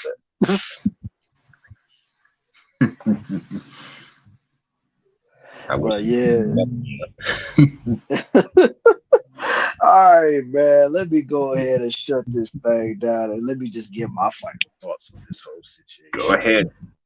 All right, man. My whole final thoughts is basically what I said before. Like a lot of these parents say that they don't want to leave their kids with the money whenever something happens to them and stuff like that. It basically, in my opinion, it just goes along with what I said before. It's just like a lot of these parents don't really have a real relationship with their child. It's like because a lot of the time they're always out on the road. They always doing all of these press tours. They doing all of these press conferences. They going on movie dates and stuff like that, or music, whatever they do in their profession. They always going on these media tours to try to get their name and try to get their brand and stuff out there instead of like actually building a real relationship with their kid. So it's like, when you are home and you're finally off the road to spend some time with your family, even though you know that's your child, you're still looking at them like a stranger because you don't really spend time with them like that, except for when you are home. And then like when you are home, you eventually are going to have to go back out on the road and promote something else. So you don't really have a real relationship with your kids. So it's like, how can you really trust your child with all the money that you're accumulating over the years? And you don't really know what they're like with money in the first place, because the most people that's be around them is either their grandmother or their nanny, their chef, their tutors, all of these different people instead of the parents. Huh? Don't forget the housekeepers, which I guess is a nanny. It's the same. Yeah, exactly. Like, and that's why I said I think a lot of those parents are scared because they haven't really had a chance to really instill any values in their child because they're always on the road. So that's another thing. And plus, like what the fellas was talking about too, like, you know, worry about credit, and then on top of it, just like old boy Ty said, get your wholesale license, y'all. Get your wholesale license, and just like Blue said, get your credit right. Because honestly, you can do great with both. You don't necessarily just have to just go with the wholesale license and forget about credit. You could do both of those to better financially set yourself up for the future and better financially set your kids up for the future too. So that's all I got. And as far as the Russell Simmons situation, keep this off the internet and keep it off of television, because that's just messy. Like, stop it. I don't want to know about you and your daughters and your ex-wife having problems. I don't want to hear about that. Right. When are people going to learn some things you don't need to advertise to the whole damn world for them to see. Seriously, what the hell? Exactly. Yeah, I don't need to know like whether or not if Russell broke or not, or if he's not paying Aoki Easter money for rent. Like, I don't care about that. And that reminds me, I heard Lawrence Fishburne's daughter, she got into the adult industry as well. Oh yeah, she did. She definitely did that. So, but yeah, that could be a topic for another day. But anyway, I appreciate every single one of y'all for coming through for the show tonight. I appreciate everybody's perspectives on the topic at hand, and I appreciate Todd for the wholesale license speech that he gave us for 35 to 40 minutes. But in all seriousness, though, like, I really do appreciate all of the knowledge that's been dropped tonight. Like, it really gives good perspective that we all are trying to really build over here. So it ain't just about talking about gossip and stuff all the time. Like, we actually are building something that we could possibly take it to the future, and then the next generation that comes after us could take the wheel and do it better than we ever could, But all in all, I appreciate every single one of y'all for pulling up for the show tonight. And if you haven't pulled up for the show, if you didn't catch it live, you can always catch it on the replay. Make sure you leave a comment for this video. That way the algorithm can keep on shining a light on this stream. And make sure that you like both my stream along with Melody Streams, because me and her, we simulcast off of both our channels. So when you like one, make sure you like the other. That's all I ask. I'm not asking you to give me a whole bunch of money. I'm not asking you to be all this and that with my stuff. Just send a like over my way and just make sure to get the algorithm to shine that spotlight on your boy. You know what I'm saying? But all in all, I appreciate you guys. Me and Melody, we might chop it up sometime this week and see what the next show we're probably going to end up doing or something like that. But all in all, like I said, I appreciate you guys for being here tonight. And I will holler at y'all on the next episode of Killing Them Sweetly. So as you know, I like to say, deuces. This is H&M, dropping gems, stomping hard like a pair of Timbs. Y'all heard the man. Y'all heard the man. Deuces. Leak, gotta take off.